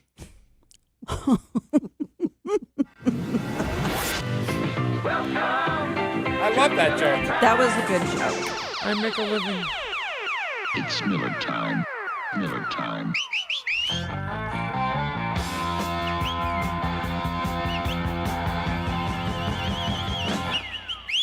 Miller time. It's Miller time. Stephen Miller, advisor of the president, assistant chief of staff. By the way, speaking of chief of staff, how's Susie Wiles? Did they get the cancer? Do we know anything? Is she doing okay? We haven't heard anything. Let's find out how she's doing. They said it's in the early stages, but we'll have to check. We'll find out. All right. Stephen Miller. This is where we hear from Stephen Miller, and we call it Miller time. Yes. And the thing that Ken just put together is the second greatest thing I've ever heard, and it was the greatest thing until yesterday when you did all the Artemis stuff. Thanks, man. Appreciate it. So he's talking here about people involved in eliminating fraud in the government, and my God, there's so much fraud. Ken, give me a Miller. Miller time. Thank you to the Vice President for your leadership in establishing this task force and for gathering us all here today. And I have some personal behind-the-scenes experience with talking to the Vice President and seeing how resolutely determined he was at the very first exposure of some of these shocking discoveries to create, establish, and launch this task force. And if you knew what I knew about the people at this table, you would understand just how committed this government, this administration is to ending this massive theft of American taxpayer dollars. The people at this table are all united in absolute determination to stop this plague of fraud, criminality, and abuse. And Vic, I really hope they are that committed, and I do believe they are. And here's the problem, though. They're going to find the fraud. They're going to find the top leaders that are involved in the fraud, and they're going to try and prosecute them. And then they're going to say, see, the DOJ is going after his enemies. That's exactly what they're going to do. You watch. Do you know our acronym we made up? It's called EDSTOIT. Everything Democrats say, the opposite is true. I love that. Anytime they say something, stop and say, wait. And then you think, put it through the EDSTOIT lens, and you'll learn that they're not just, it's not just lying. Right. It's the opposite is true. Yep. Right? That's Right. more than lying. Exactly. I love what kind of venue is this that he's at? This is clearly him not talking on Hannity or anything No, else. it's a council meeting. It's some kind of they're starting this whole fraud thing. But you can tell, right? Yeah. He gets so angry when he's talking on a Fox News show or any show. And this, he was more calm and collected. Stephen Miller never says, No, he is good. You want to learn how He's to very really good. speak, like, because you can hear him think where someone else would say, and he takes that second to think and then say the right thing instead of saying, like I do. Agreed. Last thing I want to say about this. The national debt's like $38 trillion. I wonder how much of that is fraud. And they're saying estimates are some estimates are it's actually fraud is worse than our deficit. We could actually pay our deficit off with the fraud. Think about the Leering Center, right? Right. In Minneapolis. That was just one little instance, and that was millions of dollars. Hundreds of millions. Wait, yeah. I think it was $1 billion in fraud in Minnesota. Throughout the whole state of Minnesota, it was like they're estimating up to $19 billion now. It's crazy. And that's It's just one absolutely state. Crazy. Right. You know, California's got a bunch of California is going to way eclipse that. Hospice fraud. What kind of a low person do you have to be, right? I was just going to say, seriously? Yeah. Hospice fraud. Yeah. I mean, My and it makes you question everything, right, Right. guys? It makes you question And everything. it also, besmirches the hospice industry. My wife was a hospice nurse for 4 years. I've learned so much about death from her. Mm-hmm. And people hear hospice, and that's where you go to die. Well, that's not true. That's where you go to be comfortable. Right. Until Correct. the last day. Sometimes some people have been on hospice for 8 years, Right. And it gets a bad rap. And now these people are using that sacred thing and defrauding the hospice industry. You got to be a super scumbag for that. All right, Kenny, I'm sorry. Let's talk more about the taxpayer funds being used for fraud. Ken, give me a Miller. Miller time. I think what's important for Americans to understand about how pervasive and widespread the fraud is that all of our systems were set up and established for a high-trust society. I think that most citizens probably assume that there's some verification process that takes place for the receipt of most federal benefits. The reality is that there is not. This is particularly true in blue states, willfully true in blue states, in which all of these programs are operated entirely on the honor system. No verification takes place before individuals are enrolled in or receive these benefits. This isn't something you can finish in a minute because it took more than a minute to happen. It's been happening for actually they're saying decades. So it's going to take decades to stop. It's going to take at least they're getting to it 24/7 right now, Vic. But there's the problem right there. Minnesota, just for example, just one place, Minnesota, Minneapolis says, "Hey, cut us a check for what?" Okay, well, we have all this. They don't say names. They don't tell you the Leering Center. They don't call it Quality Leering Center. They just have a number that they give to the federal government to give them a check, so they disperse it. So guess what? It's on the state to vet these people, and they're not doing it at all. You got anything to say about that? I live in a blue state. I live in Illinois. Oh, wow. Yeah. I didn't know that. Yes. So you do live in a blue state. So I live in a Talk blue about state. fraud and corruption. The state of Illinois. Right? Al Capone might as well be the governor. There you go. There you go. I don't know how you do it. I swear to God. I don't know how you- Oh, my God. Really? I'm sorry. What, can we do one more? Yeah. All right, let's do one more. Ken, give me a Miller. It's Miller time. If you're a Somali refugee living in Minnesota, you could lie about how many children you have. You could lie about what your immigration status is. Everything. You could lie about your marital status. You could lie about child care. You could lie about disability. You could lie about all these things and many more. And nobody in the state of Minnesota would validate any of these facts before writing you a check. We at the federal government are simply sent a bill from the state of Minnesota for the cost of providing these services in the aggregate. There it is. And there it is. You sound like my wife. There it is. There you go. There it is. All right, that's all the time we have for Miller Time. What are you watching? Oh, wrong one. Yeah, that'd probably be I'm good either way. Ah, there it is. Miller time. Miller time. You know all that stuff I said about how good he is? Yes. I take it all Out the back. window. Forget it now. I take it all back. All back. Kathy, it's so great to see you. No, thank you for letting me stay. Yeah, I love being with you guys. Friday's my favorite day. Well, yeah. Yeah. You know why? Because it's Friday. It's Friday. And today's not only Friday, it's Good Friday. Good Friday. Yeah, happy Easter, guys. Yeah, you too.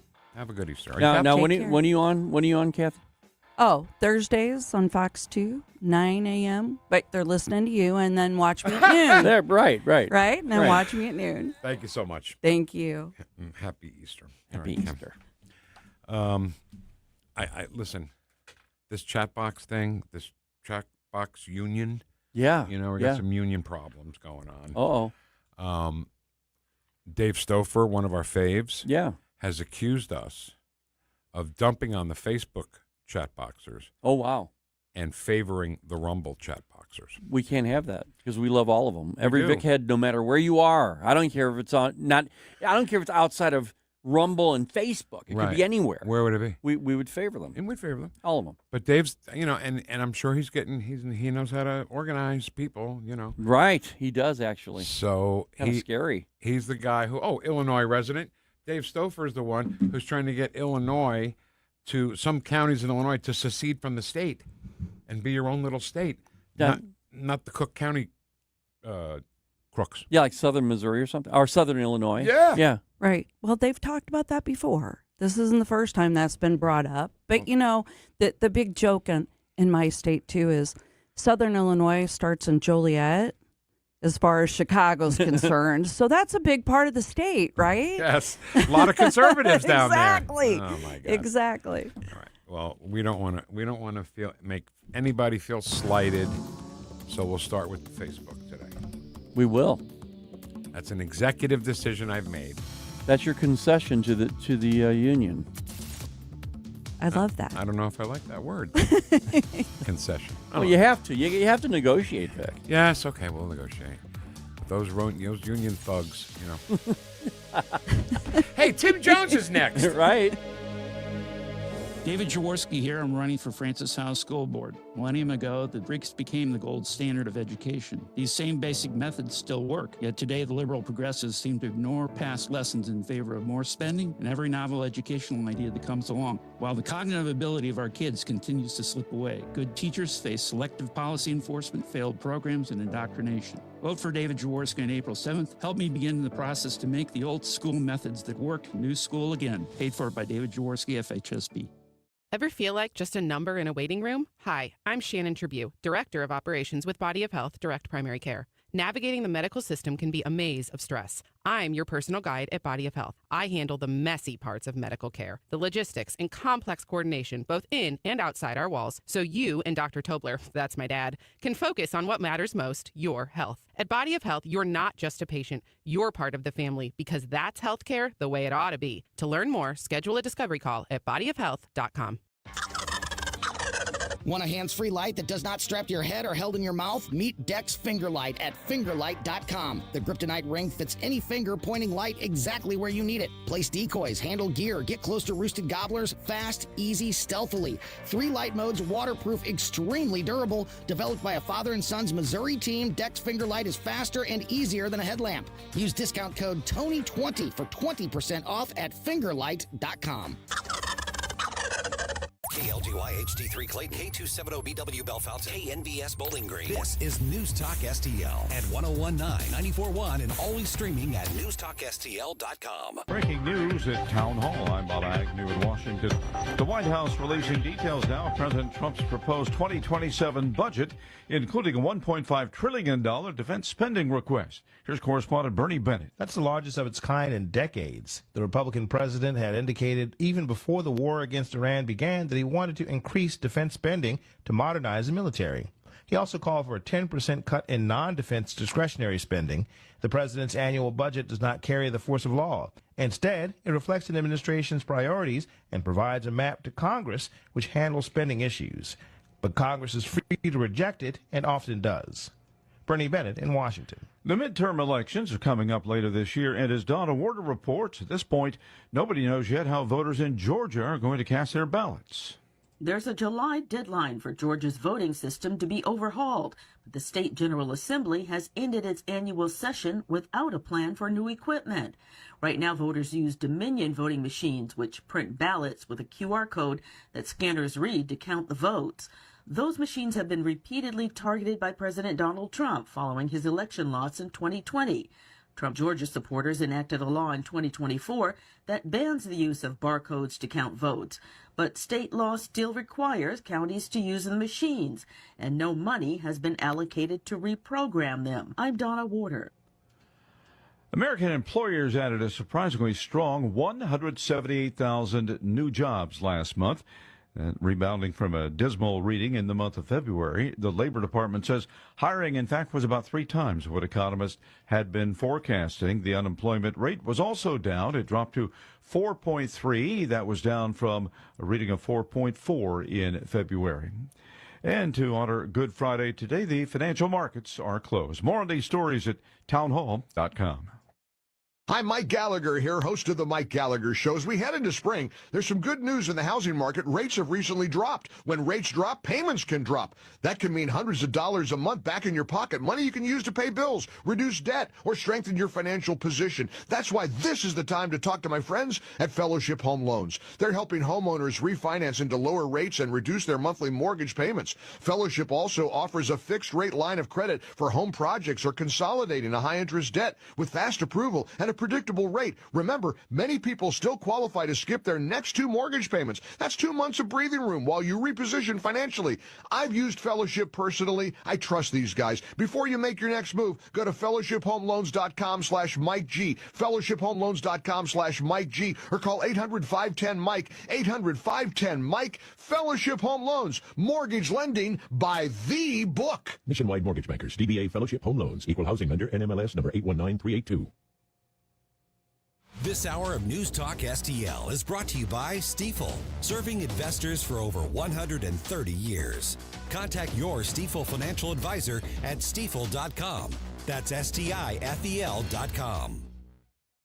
Tuesday, April 7th, your community is on the ballot. And before you vote, you need to know what you're voting on. School board, city council. News Talk STL has you covered. Log on to NewstalkSTL.com for our complete voter's guide. See the issues and races on your local ballot. Know the facts. Make your choice. I think we need some kind of change. Then get out and vote. Because local elections aren't decided by millions.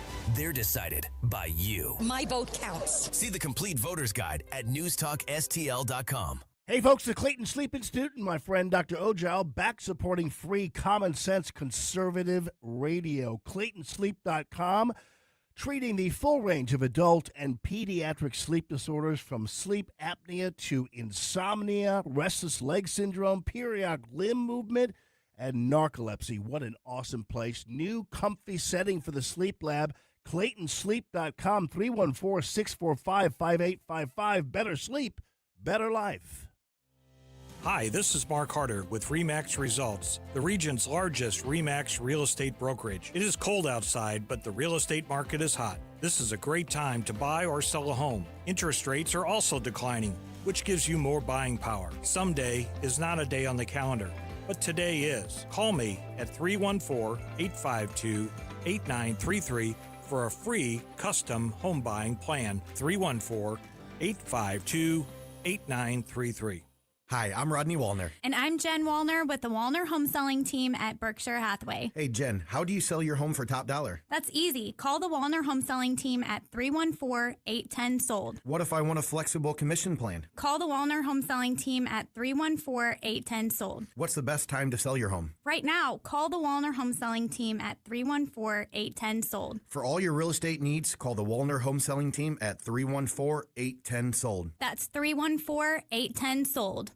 Dreaming about a vacation but not sure where to start? Should you book that all-inclusive resort or a cruise? Which destination? What cruise line? And how do you know you're getting the best value? That's where Magic Expeditions comes in. We're your St. Louis local travel experts, helping you choose the vacation that fits. Whether a relaxing, adults-only escape, family-friendly resort, or unforgettable cruise adventure, skip the stress, the guessing, and endless online searching. Visit MagicExpeditions.com. That's MagicExpeditions.com.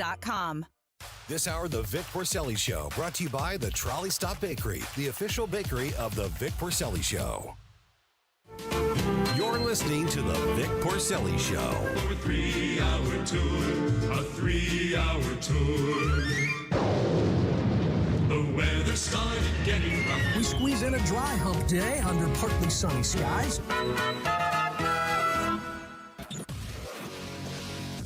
From New Jersey to Baldwin, Missouri, two behind the microphone, taking the whoosh to the radical left and the putrid swamp. You're listening to the Vic Porcelli Show. Here he is, Vic Porcelli. All right, here we go. Last hour of Man, it flew by. Our 3-hour tour, end of the week. Sorry, the pause there was because bad news. Iran has shot down one of our fighter planes. Really? And we're going to keep an eye on that in this last hour. I know Jamie Allman will too. And if there's anything that you... Well, they claim.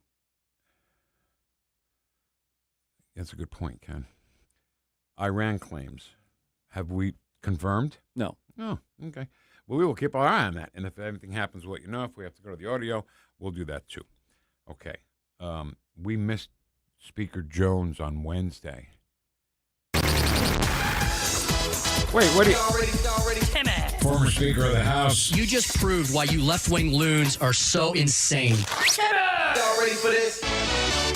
If I was a left-wing loon, I'd be afraid by Tim Jones, wouldn't you? Oh, absolutely. He scares me, and I'm on his side. Right. All right, what do you want? Hey, Speaker Tim Jones, what is it? Today is Good Friday. Thank you, Tim. We'll just cut And that it out.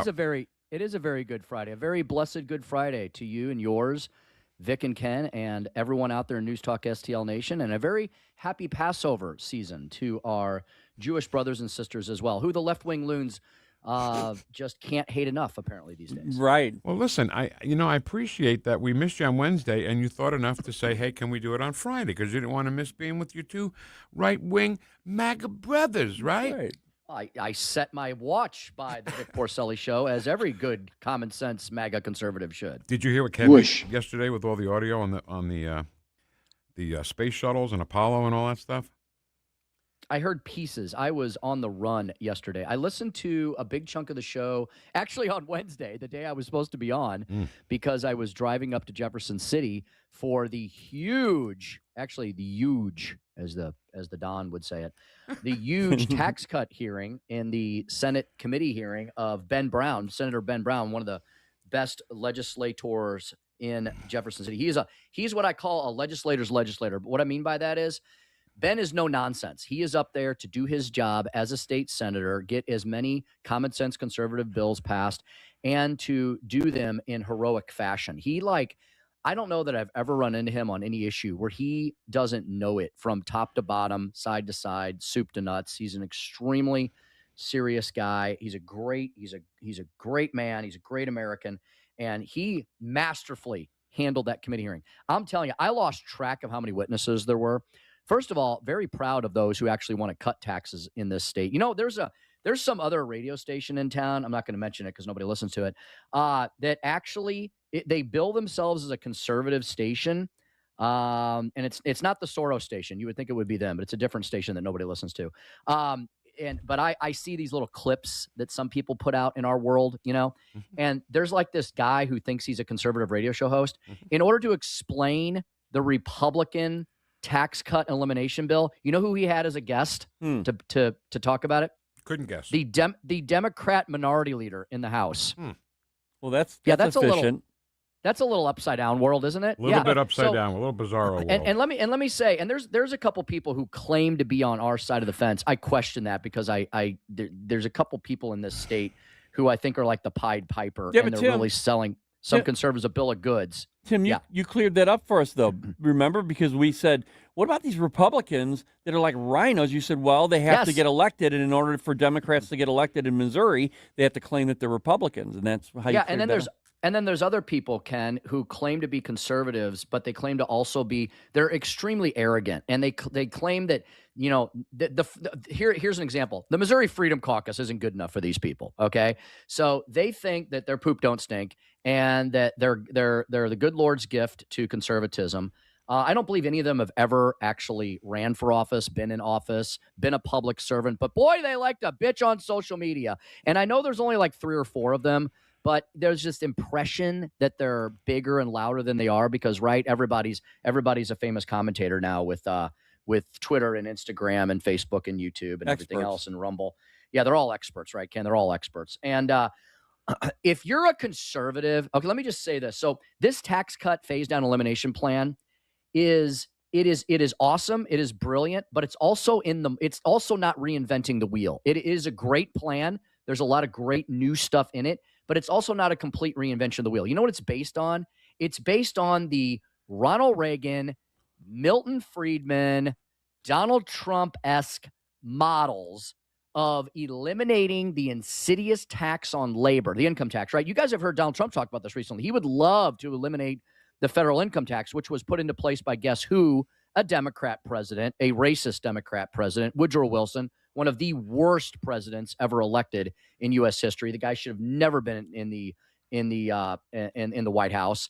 So if you don't understand that eliminating the tax on labor, right, one of the worst immoral, insidious taxes out there, and replacing it with a fair tax, capital F, capital T system, then you're no conservative. I'm sorry to tell you, because the fair tax system, although not perfect, because no human system is the best system we know, a consumption-based system, right, guys? Because then guess who? Guess who pays the most taxes? The wealthy, the people that can afford the biggest, most expensive stuff. And in a fair tax system, you can absolutely carve out a few things, and the fair tax bill that's been filed on Capitol Hill every single year for like the past 30 years. The greatest conservatives file that bill. Never goes anywhere, right? Because it would completely dismantle the uniparty and the swamp and the bureaucratic, bloated administrative state. But the fair tax system does allow for certain exemptions and carve-outs for the necessities of life, for the poor, for the social safety net. Things like groceries aren't taxed in some of the best fair tax systems out there. Things like healthcare. There's other exemptions. Governor Kehoe has called for some of those. You can do a prebate or a rebate for the poor, right? So they are not punished. But again, those who can afford to buy the most, spend the most, will pay the most in taxes. That is a progressive system of taxation and a truly fair tax system indeed. So if you're sitting around going, like some of these alleged conservative commentators out there going, oh, I'm just asking questions. I hate when people say that. I'm just asking questions. It means you're either intentionally or accidentally ignorant. It's one or the other. You either understand the fair tax system model or you don't. You're an ignoramus, and you shouldn't be speaking anywhere, much less on a radio station. Yep, you're absolutely right. Sorry, that was my soapbox. I apologize. I completely ran the show off the road again, as always. You got the speaker stump speech coming up this afternoon. I don't know why you got it. I'm just kidding. I know, I'm very selfish. I should go to confession for that. All right, so taxes. Nick Schroer, Yes. Freedom Caucus, all you guys out there. What is the up-to-the-minute update on the income tax bill? So we had a great hearing. We had a great hearing on Wednesday. Senator Ben. So this is a House bill, fellas. This is a House bill. It's a House Joint Resolution. We call it HJR. So it is a House proposal that is now pending in a Senate committee. So it's really far along in the process, right?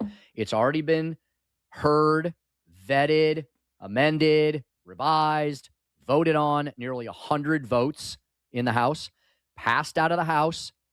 It's been heard by Ben Brown's Senate committee, and the word on the street is he's going to vote that proposal out next Tuesday, and it will then head forthwith to the Senate floor calendar with 5 weeks left in the session. Plenty of time to get this historic piece of legislation into the hands of the voters. Why do I say that? Well, because it's a House joint resolution, not a bill. Right. House joint resolutions, once passed by both chambers, do not go to the governor's desk, although the governor has been like banging the bully pulpit on this issue and helping us lead the charge on it. And we thank him so much for that and for the leadership of his on that.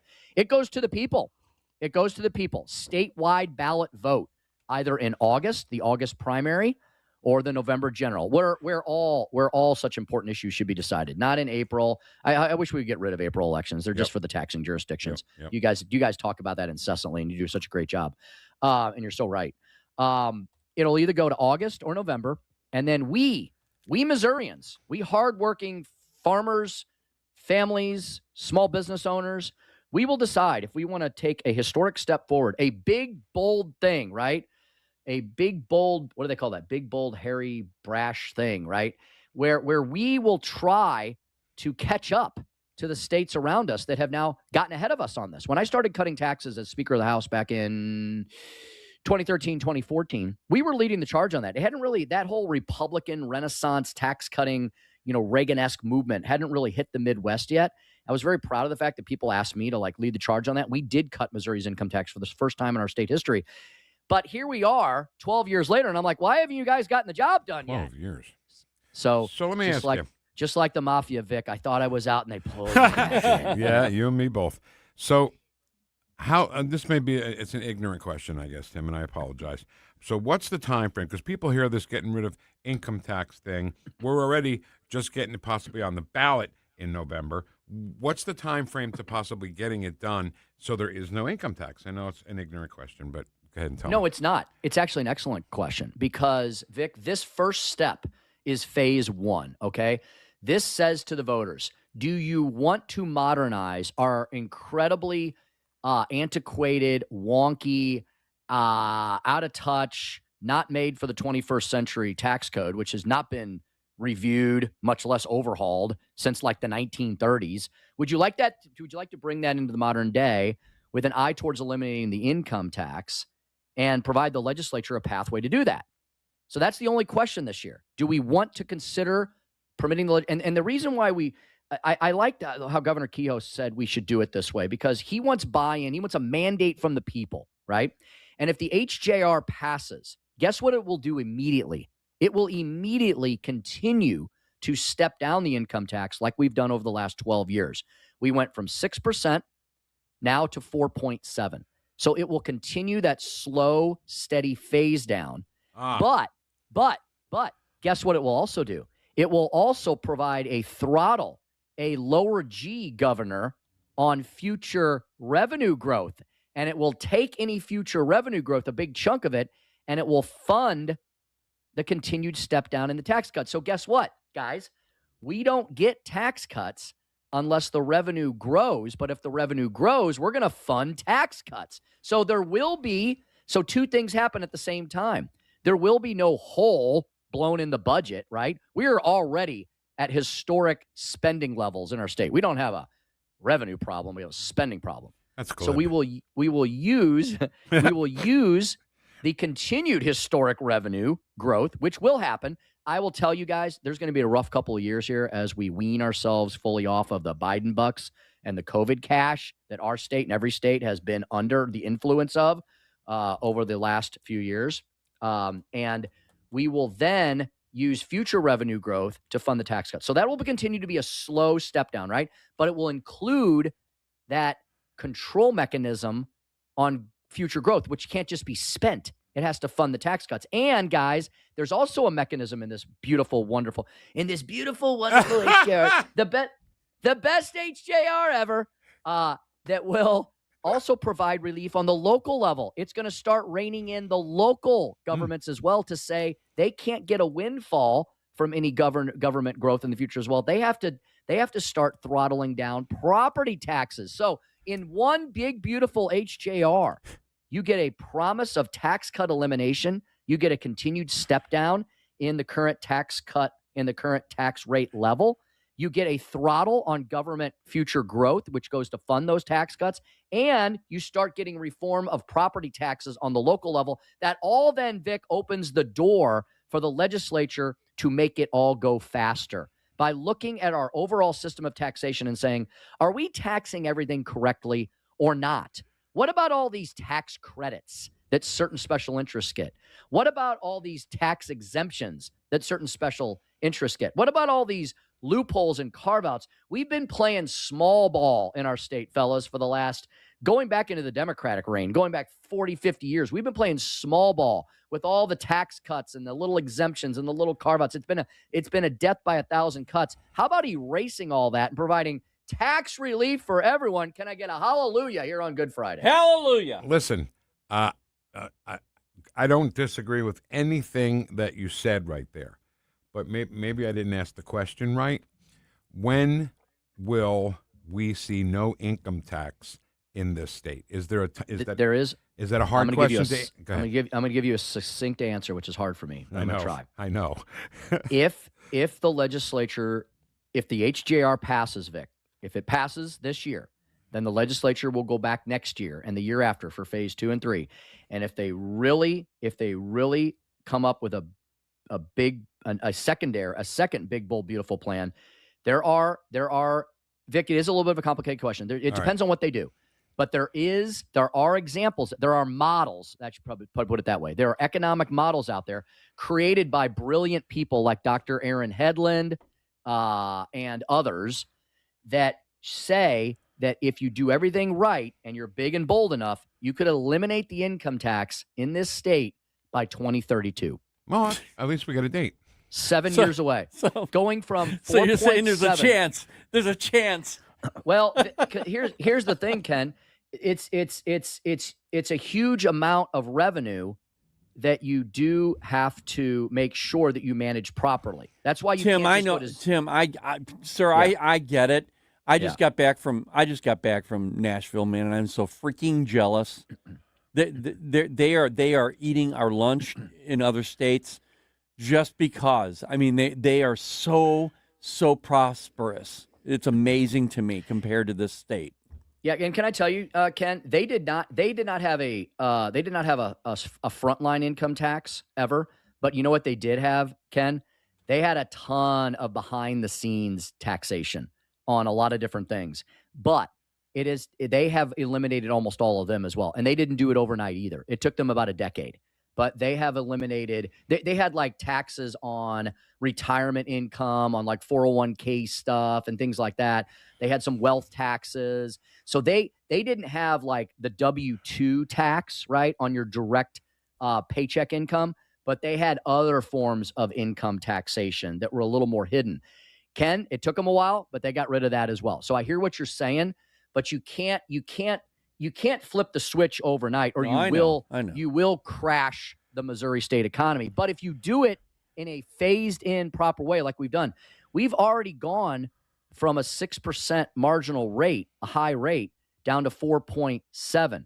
But we have to keep going. We have to keep going. We cannot stop, because Iowa started with an 8% state income tax rate. Guess where they're at now? They're now down to 4. They've halved it over the last 5-6 years of Governor Kim Reynolds' leadership. So these things do take time, but we have put off the big, bold, beautiful ideas for so long that we cannot wait any longer. We have to move away from the antiquated 20th century economic and taxation models of taxing labor and income, and we have to move to the 21st century models of taxing consumption, because we are a consumption services-based economy. All right, so 2032, just in time for the Summer Olympics in Brisbane. And that means that's where we get to zero. So along the way, we don't just sit around and do nothing between now and 2032. Between now and 2032, under certain models, we continue to step down that income tax rate. So every year, your income tax burden could get less and less Good and with less. that. Good with Better that. and We'll better get and there. better. We'll get there. We're very patient. If anything, We're so patient. If history shows us anything, we're very patient in this state. All right. Hey, heard you enjoyed Cousin Fran this week. Oh yeah, my man. God. Absolutely loved her. So Italian. Speaks the napoletano like I do. She's great. Tell her that I really appreciate it. I will indeed. All right. Hey, have a great Easter, and thank you for making up the time with us. That was really nice of you to do. A very blessed and happy Easter to two of my favorite ultra MAGA Christian brothers. Problem is we don't give you double whoosh today, so you have to wait till only Wednesday a single for the whoosh. But it is. single You know whoosh. what it is though? What's that? It's a good whoosh because it's Good Friday. It's Good Friday whoosh. Timmy. Good Friday whoosh. It's a Friday. Friday. Tim, thanks so much. We'll see you. You guys are the best. Continue to have the awesome show you do. Thank you so much. Happy Easter, Tim. Why am I all of a sudden exhausted? It's been a fun, absolutely. intense day. But the income tax conversation has I know. It's drained every brain cell that I really, have. Everybody listening right now feels the same exact way, I'm sure. Right, and I think people are listening and like, well, that sounds great, but when is it zero? When? So, and you can tell Tim's frustrated too. He's trying though. Yes. At least they're trying. They are trying. You can tell I was frustrated just the way I asked him, but you know. Yeah, you were a little bitchy there when you. I was said- a little No, bitchy. kidding. I'm sorry. Kidding. Whoosh. Chat box next. We have to start with Facebook, and then there's going to be all kinds of union problems. I'm seeing it. Yeah. So that's next on 101.9 and 94.1 News Talk STL, number one for live and local conservative talk.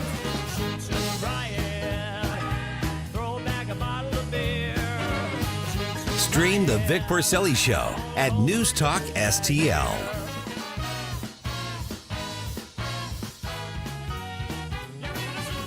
Vic and Ken. Just a less masculine version of Hillary Clinton.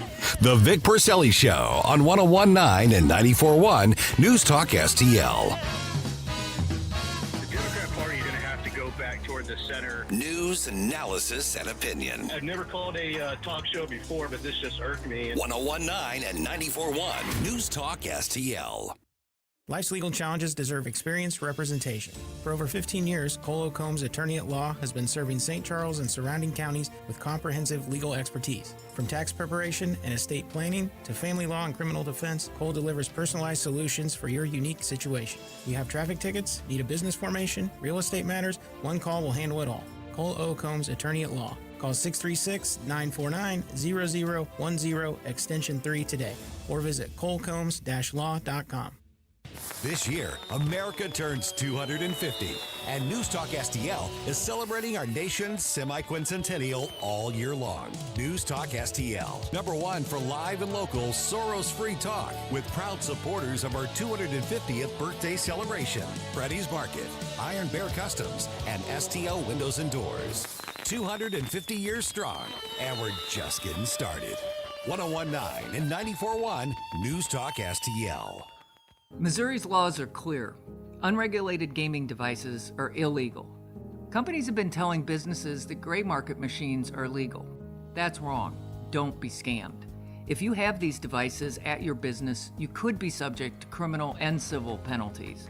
Unplug and remove these devices today. If you've been approached to host illegal gaming machines, call now. 800-523-1434 or visit ago.mo.gov. Sponsored by the Attorney General's Office. This is what's happening. The Save America Act, and it's exactly that. It should only be looked at through the prism of how does this benefit American people? 101.9 and 94.1. Number one for conservative talk. News Talk STL.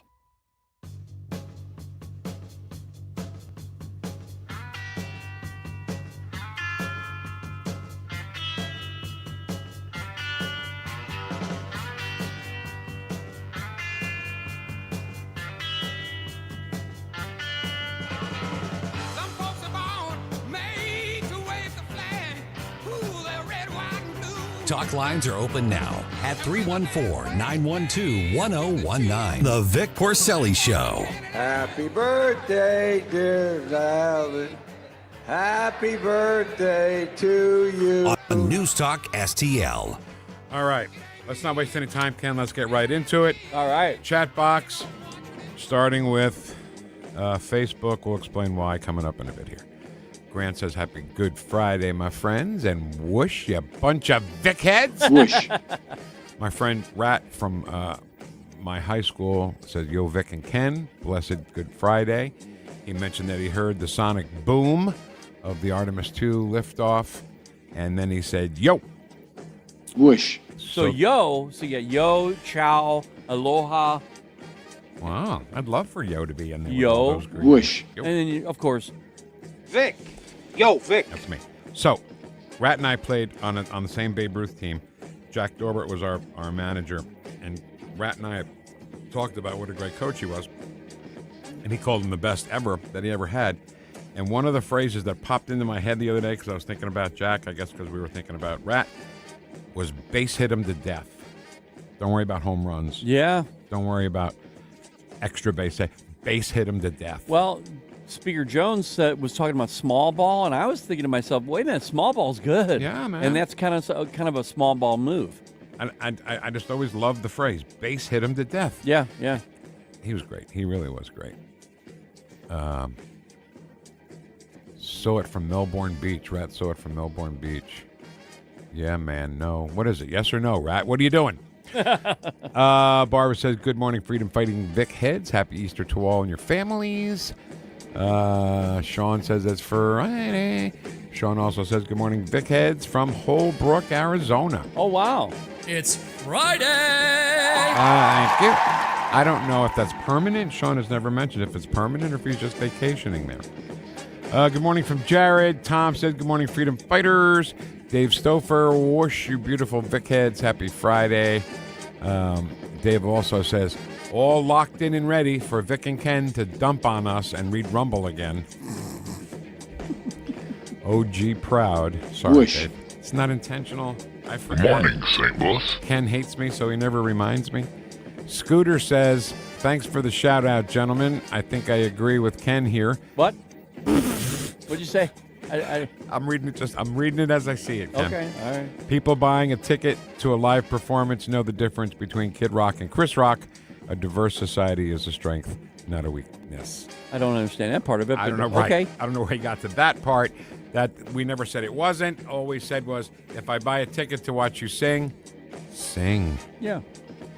And if you go to certain shows, you're going to know whether or not they're going to do that. And if you accept it, pay the price. You're right, Ken. You're right. Good morning. Okay, over in Rumble now. Good morning, fellow Vic Heads. It's Friday. Morning, folks.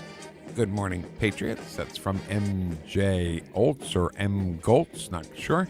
Hey, how you doing? Good morning, all. Hey, Vic, baby. Ken, darling. Happy Friday. Over here, dear. All right, that's right. Focus right on me, Cinderfer, okay? My eyes are up here. I played that. I pledge allegiance to the flag of the United States of America. No fair elections. No peace. No fair tariffs. No peace. President 4D chess master Donald John Grover Cleveland Trump. Good morning, all you beautiful, mega, ultra-patriotic, deplorable, garbage, degenerate, freedom-fighting, God-fearing, dickhead weirdos. Whoosh! Whoosh. Running Easter prep errands with Ed and Edna. Oh, in yeah. the car together today. Headed to church for our cross-carry walk and services this afternoon. Oh, nice. Today is a reverent day to be in prayer. Christ gave all for the good of me. All good of the world. It's Friday, but Sunday is coming. Hey, it's good to see you. Good to see you, Grasser grandson. Ready on the right, Ed said. That was when Mr. Connors was in, I guess. Love Susie Moore and Red State Reliable News. That's Allison. PMS says, I just finished 18 holes. What did I miss? Anything important happen yesterday? Well, we can't catch up in this little bit of time. However, if you get our podcasts, you can get everything there. That's right. Including the great deli we had yesterday with space exploration and the Artemis and the Apollo and the space shuttle. It was fun. That was a fun deli. It really was, yeah. We're going to hear it on Saturday as well. Yes, Saturday at 3 o'clock in the afternoon. Yes. A little bit. A little bit. Did you hit that like button yet, everyone? It will not kill you. Promise you, it will not kill you. We've proven that it will not kill you. We need an AG that will prosecute these fraudsters and criminals. Is it okay? Is it okay to criminalize fraudsters? You know, is whoever's going to be in Donald Trump's pocket, or Well, can we actually go after the fraudsters? If you're an enemy of Donald Trump, you can be as criminal as you want, and you're going to get away with it. And you can't get prosecuted by the right because then we're in Donald Trump's pocket. Bad llama. TM Harper and 98 says, "Yo, Vic." Hi, TM. How are you? Dave is off base. The Rumblers have been shortchanged many times after Vic reads Facebook. Oh my God, this is a battle. Controversy. This is a battle. Rumble was short-chatted just yesterday. Oh my God. Forget about it. Who's the secretary of this union taking down the minutes and the hours? Actually, I think Ed does that because he helps you out once in a while. Yes, he does. Facebook has too many trolls, says Allison. We in these hot-ass streets, honey. Ed says Rumble International Chatbox Union number 1019 and 9401 supports other Chatbox members elsewhere for now. And yes, it's good to see ya. Give that kid another shot, Hey, would ya? it's good to see you. You too, grass or grandson. Hello, Patriots. Oh boy, I don't feel sorry for Iran if they did. Timmy. PMS also says Timmy. We're getting Timmy. There was word that a fighter plane might have been shot down by Iran. We don't want to say it. We'll just wait to see. We'll just wait and see, yeah. Because if you go on social media and you're watching some of these memes, that's amazing. They actually tried to release these pictures of jets that were downed by like the B-2 bomber was down by rifles. Right. And they're standing next to it and there's stuff scattered all around. That wasn't real. That wasn't real. Unbelievable. Ed Stoit says it's Friday. Shen Yun, woo! Shen Yun. That's what he says. Timmy, what's up? If Iran did shoot down a fighter jet, all diplomacy stops immediately and just finish it now. Just finish it. Yeah, if they're still doing that, no way. We should not be doing that anymore. President Trump, don't trust them with diplomacy. They will never give back. They will never give up their hatred to the United States. Boom, boom. Out goes the lights by Pat Travers. We should probably be bumping in with that. That's a good song. I'm sorry, but I'm disenchanted with the supermajority up in Jeff City. You know, I didn't get a chance to fit it in there with Tim because he never stops talking. No, I'm kidding. I'm not. No. But what I didn't get a chance to say was it took me a while to learn how a supermajority doesn't win every vote, every decision, every bill. And now, since I'm working here, I'm learning how. Yeah. Why? It's a lot more difficult. I understand what Tim's saying, and I'm glad he's here to be able to tell us. It just gets frustrating. It still is no less frustrating for us. Yep. Sadly, the Missouri majority are acting like the federal Republicans. Yep. It's always all talk, no action at many state levels and federal government. Careful what you wish for, Kenny. Nashville is left-leaning like never before. You disagree with that, don't you? Well, yeah, I do, and here's why. Because you've got St. Louis is already blue.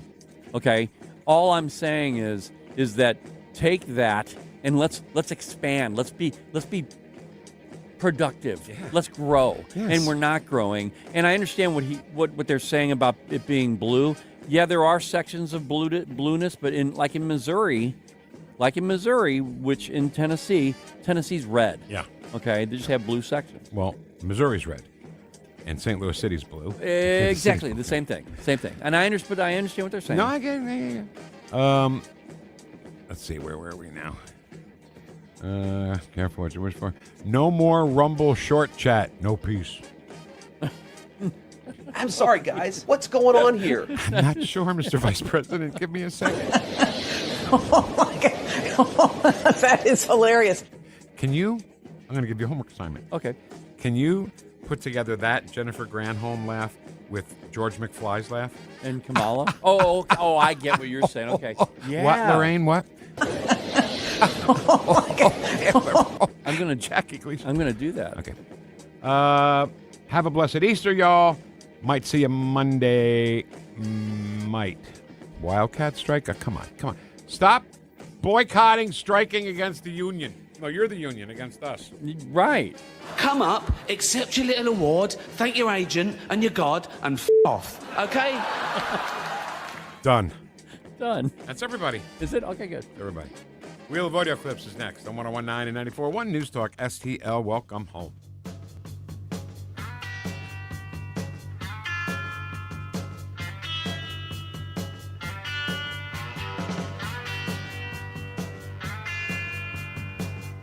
Stream the Vic Porcelli Show at NewstalkSTL.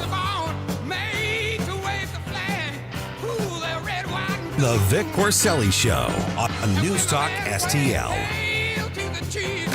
On the next Larry Connors, USA. The story behind the story. The assassination of Martin Luther King Jr.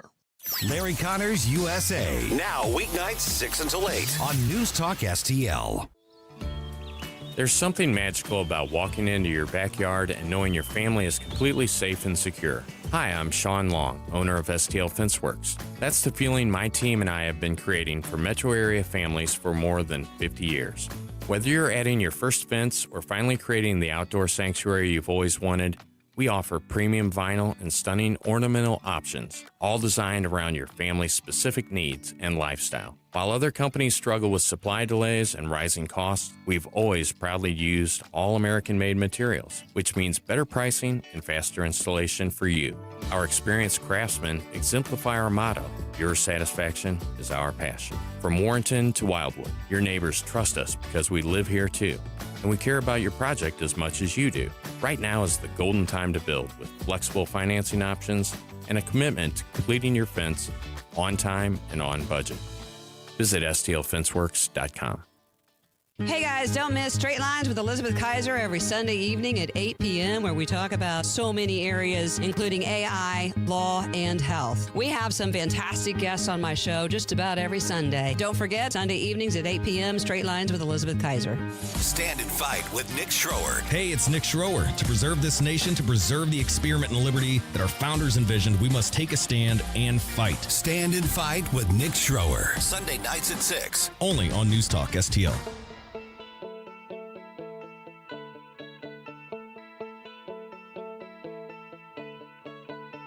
She's blood, flesh and bone, no toxicity. She's touch, smell, sight, taste, and sound. But somehow I can't believe. Talk lines are open now at 314-912-1019. I know where I belong. Hi, this is Joe DeVito, and you're listening to the Vic Porcelli Show on News Talk STL. We've already had our 2-drink minimum. How about you? I'm not sure if it's a dog food commercial. They're using this song. Oh, yeah. Tal Bachman, right? Tal She's Bachman, So High? She's So High, yeah. And he's the son of one of the Bachman Turner Overdrive guys. Yeah. One of the Bachmans. Yeah. Well, clearly not one of the Turners, or his name would be Tal Turner. His name is Tal Bachman. Which would be I would like the name better, actually. But it's cool because the dog, like they're on a dock, and the dog jumps into the water right on She's So High. Oh, yeah, I saw that one. Yeah, it's pretty neat. All right, Kenny, are you ready? There we go. God. Brought to you by That's Johnson so rude. Heating and Cooling, making homes comfortable all year round. 636-332-4141. It's America's favorite game show, The Wheel of Audio Clips. Ken's rude. Here's the host of Wheel of Audio Clips, Vic Porcelli. Thank you, Jim Osmond and Ken So Rude. Get your audience! They're all there for me today, not you. I know. You know why? Why? Because you're rude. I am rude. Rude. Rude dog.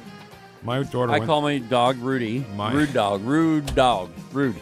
My daughter was in a phase of her life where if I objected to anything she did or said, I was rude. Rude. Anything. Yeah. Doesn't matter. All right, Ken. Let's play. Let's spin the wheel. What it is. Well, you want to explain it, right? We put all the audio clips that we hear all week. We put them up on the wheel. We spin the wheel. Where it stops, that's what we play. Happy? Yes. Okay, go. Spin the wheel.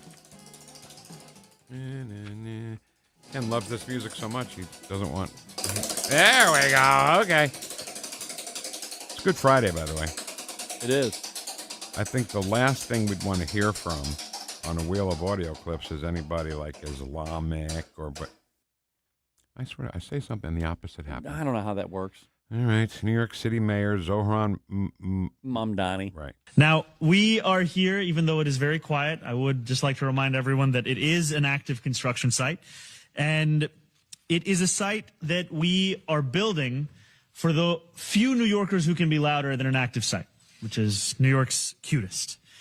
And this fall, It is a center that will be transformed into New York City's first ever on-site childcare program for municipal employees. This is a site that will be 100% free with the childcare that it provides. It'll provide full day care from children as young as 6 weeks to as old as 3 years old. And on April 30th, these applications will open for every single worker in the David Dinkins building, as well as every single DCAS employee, regardless of their location across the city. David Dinkins building. David Dinkins, one of the worst mayors New York ever had. But he's trying to be clever there. New York's cutest, because they call the police department New York's finest. Yeah. And they call the fire department New York's bravest. Right. So whenever I see a fireman or something in Dearborg's out in West County, I say, West County's bravest, everybody, right here. Real loud, I say it. Yeah, You know, yeah. firemen. Right. Because they're the bravest. All right, spin the wheel. Let's move on. It's Friday. It's Good Friday. And I got to bring this chocolate bunny home. Share it, maybe. I didn't even tell Katie about mine. Oh, it's kind of devious, isn't it? I had to eat it. Caddy, he's got a chocolate thing at home. Thanks, Vic. That he ate. Okay, so this is a podcaster, a great, funny, clever podcaster. Oh, yeah. Right? Yeah, you got to listen very closely to what he's saying there. He's got a question about the Strait of Hormuz. Isn't it a little bit homophobic that we're so focused on the Straits of Hormuz and not the gays of Hormuz? Yes, I agree. Yes, for sure. Why do you think they're willing to leave the gays of Hormuz behind? I think it's just historically, gays have always been very discriminated against, which is wrong on so many levels. Even in war. Yeah, even in war. It just takes more reform in government, obviously, and then also educating society. I just feel like if we're going to go in there, we can't leave the gay people behind. Right, I don't think we should go in there at all, but if we're going to, the gays of Hormuz, we could turn it into Fire Island. For sure. So what have we learned here? Well, if you're going to do a podcast, Man on the Street with stupid libs, say something ridiculous and then say, right? Just say right. And they'll be, yeah, right. They're all lemmings. They agree with everything. Gays of Hormuz, yeah. Gays of Hormuz, yeah. You know, we always talk about the Straits of Hormuz, but we're never talking about the gays of Hormuz. Right, right. Right. So stupid. Exactly right. So stupid. Spin the wheel. Let's go.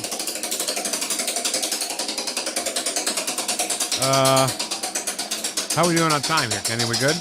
Yeah, we're okay. We're fine. All right, don't yell at me. All right, Vic.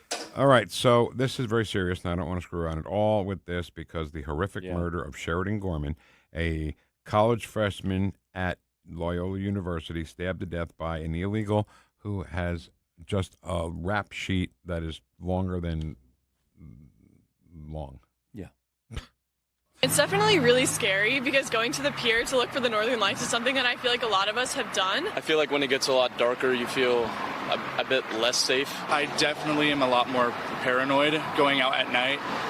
Just yesterday, my friends invited me to go out at around 10 o'clock, and I definitely didn't feel very comfortable going out. This past hour, the Gorman family released a statement saying, in part, what happened to Sheridan was not a reflection of the Loyola community. It was a result of a failure outside of it.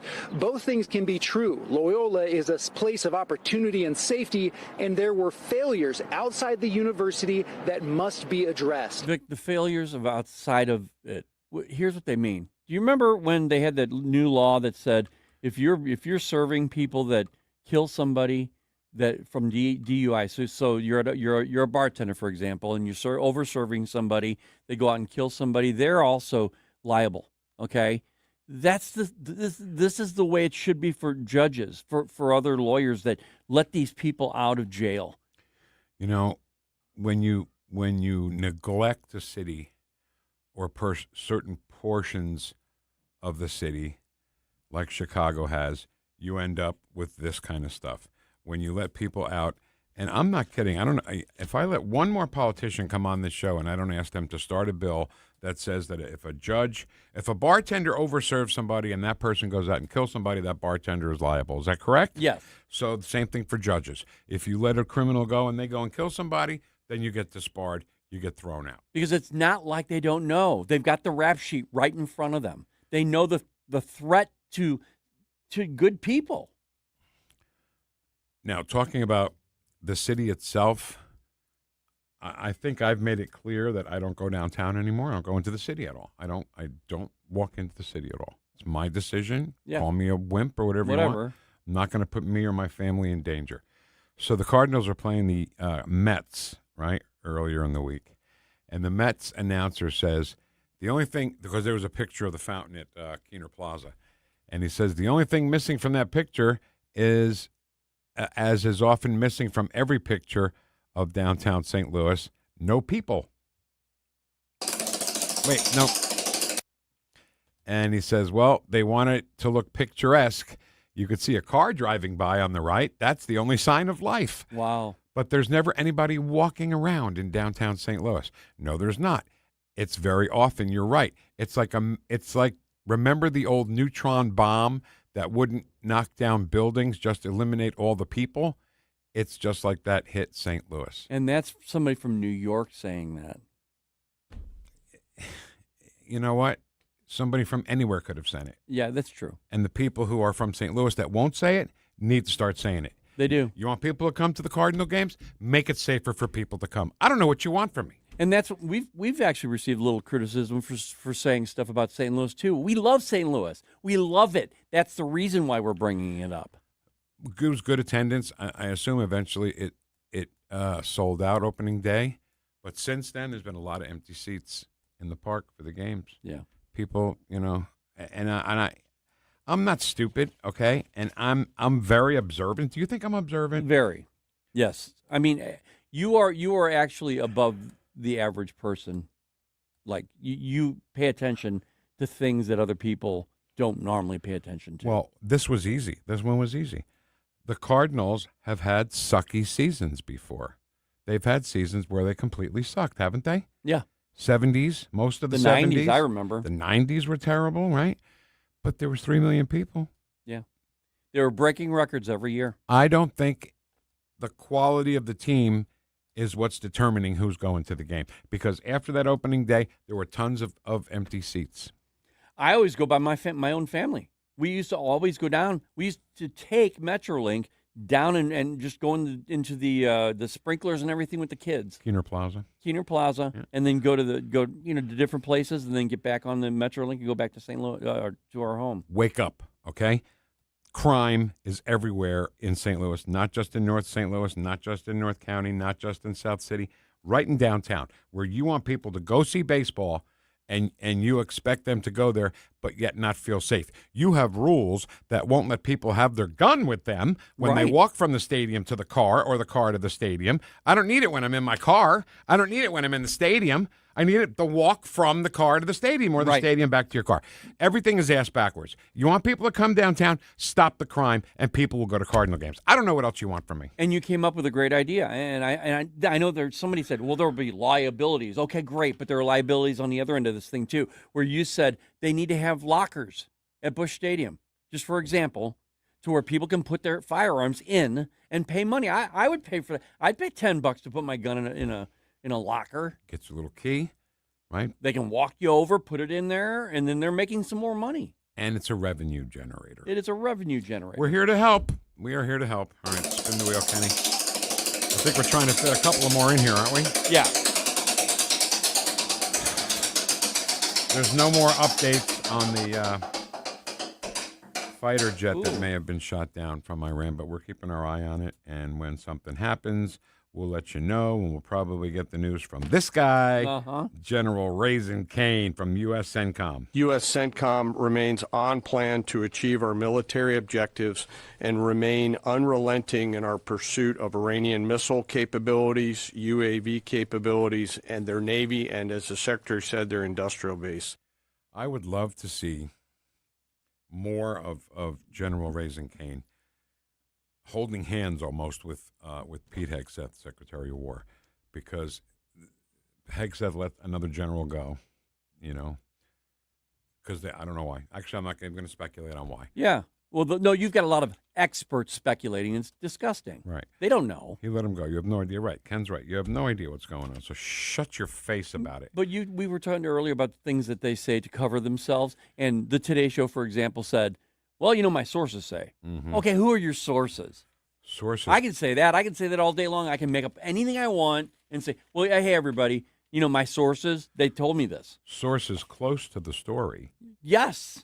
Vic. That doesn't even say that it's somebody involved. You know what that tells me? It's hearsay. Yeah. Pentagon sources. Okay. Who? Come on. It's hearsay. It's hearsay. That's hearsay. all it is. All right, let's stop talking. Stop screwing around, Ken. Let's spin. We'll get one more in. All right.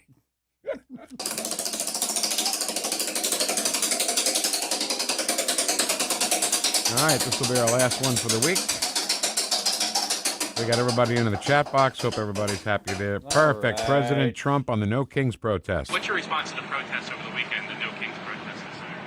I think it's a joke. I looked at the people. They're not representative of this country. And I looked at all the brand new signs paid for, I guess it was paid for by Soros and other radical left lunatics. It looks like it was. We're checking it out. The demonstrations were very small, very ineffective, and the people were whacked out. When you look at those people, those are not representative of the people of our country. And by the way, I'm not a king. I'm not a king. I work my ass off to make our country great. That's all it is. I'm not a king at all. That's what you call plain English right there. And that's what you call a leader. That's what you call He's a leader. working his ass off. I'm not a king. I work my ass off for this country. I'll take that any day of the week. You got that right, man. All right, this is Vic Porcelli saying help control the liberal population. Have your liberals spayed or neutered. Goodbye, everybody. Hey, Ken. Yeah, Vic. Have a good... Don't. Just because it's the end of the... you think because it's the end of the show you can do that to me? You can't, okay? So let's start again. Hey, Ken. Yeah, Vic. No, I didn't like that either. It's okay. No, really. I'm not kidding. Have a great Easter, you and your family. Yeah, you too, Vic. You and Jess and everybody. Did you really eat your bunny? I did. Do you want mine? No, I wouldn't take yours. That's I give that can't to eat Jessica. all that. If I did this, I won't poop for a week if I eat this. Give it to Jessica. Okay. She loves chocolate, right? What woman doesn't? I know. So anyway, have a great Easter with your family, okay? Thanks for everything you do. Thanks for that unbelievable montage of stuff you did yesterday after the deli. It was just awesome. And I appreciate it, man. You want to hear Ken's work again? Get the podcast, okay? I was going to tell you to listen on Saturday. Do that, too, please, at 3 o'clock in the afternoon or 10 o'clock on Sunday mornings. And listen to Ken's great work at your leisure, whenever you feel like it. And everybody, okay? Thank you so much for being here. We really appreciate it every single day. And happy Good Friday and happy Easter to each and every one of you. And thank you for having the record player on at night to listen to us this morning. Make sure you have the record player on at night. Is Jamie coming in today? He's like never here I anymore. hope so. I don't think The he award likes winning, us. we can't miss an award winning I don't show. think he likes us. I think he does. I think he loves it.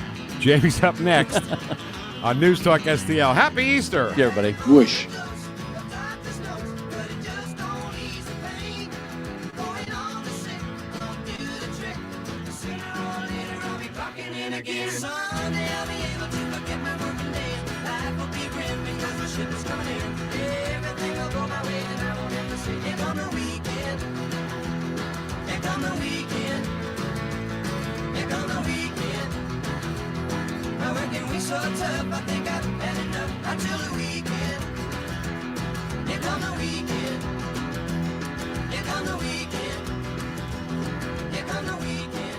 License number GL250000615. We've seen all kinds of clogs, so remember the rule. Only flush 3 things. Number 1, number 2, and toilet paper. What about my dinosaurs? No? My monster truck? Nope. What about... If it's not the big 3, don't flush it. But if someone does flush a dinosaur... Call Grasser. We clear the clog and get things moving again. Green is always Grasser at GrasserHomeservices.com. Streaming TV is where it's at. It's not about cutting the cord anymore. That's old news. It's all about your customized TV options. With the best and cheapest high-speed internet and your own TV subscriptions, we've got your dream TV lineup. Between wired and satellite internet and TV, you now have tons of options. Save money and get more internet speed and better TV today by calling the Whole Home Connect. We scan your location and offer you the best TV and internet options. And And we always have specials and promotions. So when you call, ask about that. Take 5 minutes of your time. Make this free call now and learn how to save money and get better internet and TV for your home anywhere in the U.S. Make this simple and free call now. 800-257-1632. 800-257-1632. 800-257-1632. That's 800-257-1632. KLGY HD3 Clayton, K270BW Bellefonte, KNBS Bowling Green. This is News Talk STL at 1019, 94.1, and always streaming at NewstalkSTL.com. Breaking news at Town Hall. I'm Bob Agnew in Washington. Some good news in the latest unemployment report. The Labor Department is reporting a surprisingly strong 178,000 jobs that were created in March, a rebound from a dismal February. The unemployment rate for March dropped to 4.3%. Companies have been reluctant to hire because of higher interest rates, uncertainty over President Donald Trump's policies, and not knowing how artificial intelligence will affect their businesses. Most economists say the impact of the Iran war and higher energy prices are probably not fully reflected in last month's numbers. Donna Warder, Washington. Iran has fired on targets across the Middle East, damaging a desalination plant and setting a refinery ablaze in Kuwait. American and Israeli airstrikes at the Islamic Republic today as the war neared the end of its fifth week. The White House is releasing details of President Trump's 2027 budget, including a $1.5 trillion defense spending request. That is the largest of its kind in decades. He's also calling for a 10% cut in non-defense discretionary spending. That is expected to be opposed by Democrats. Congress is under no legal obligation to approve the president's budget request. The Trump administration, meanwhile, has scaled back its plans to dismantle a federal consumer agency. Here's White House correspondent Greg Clugston. When President Trump returned to the White House last year, he wanted to reduce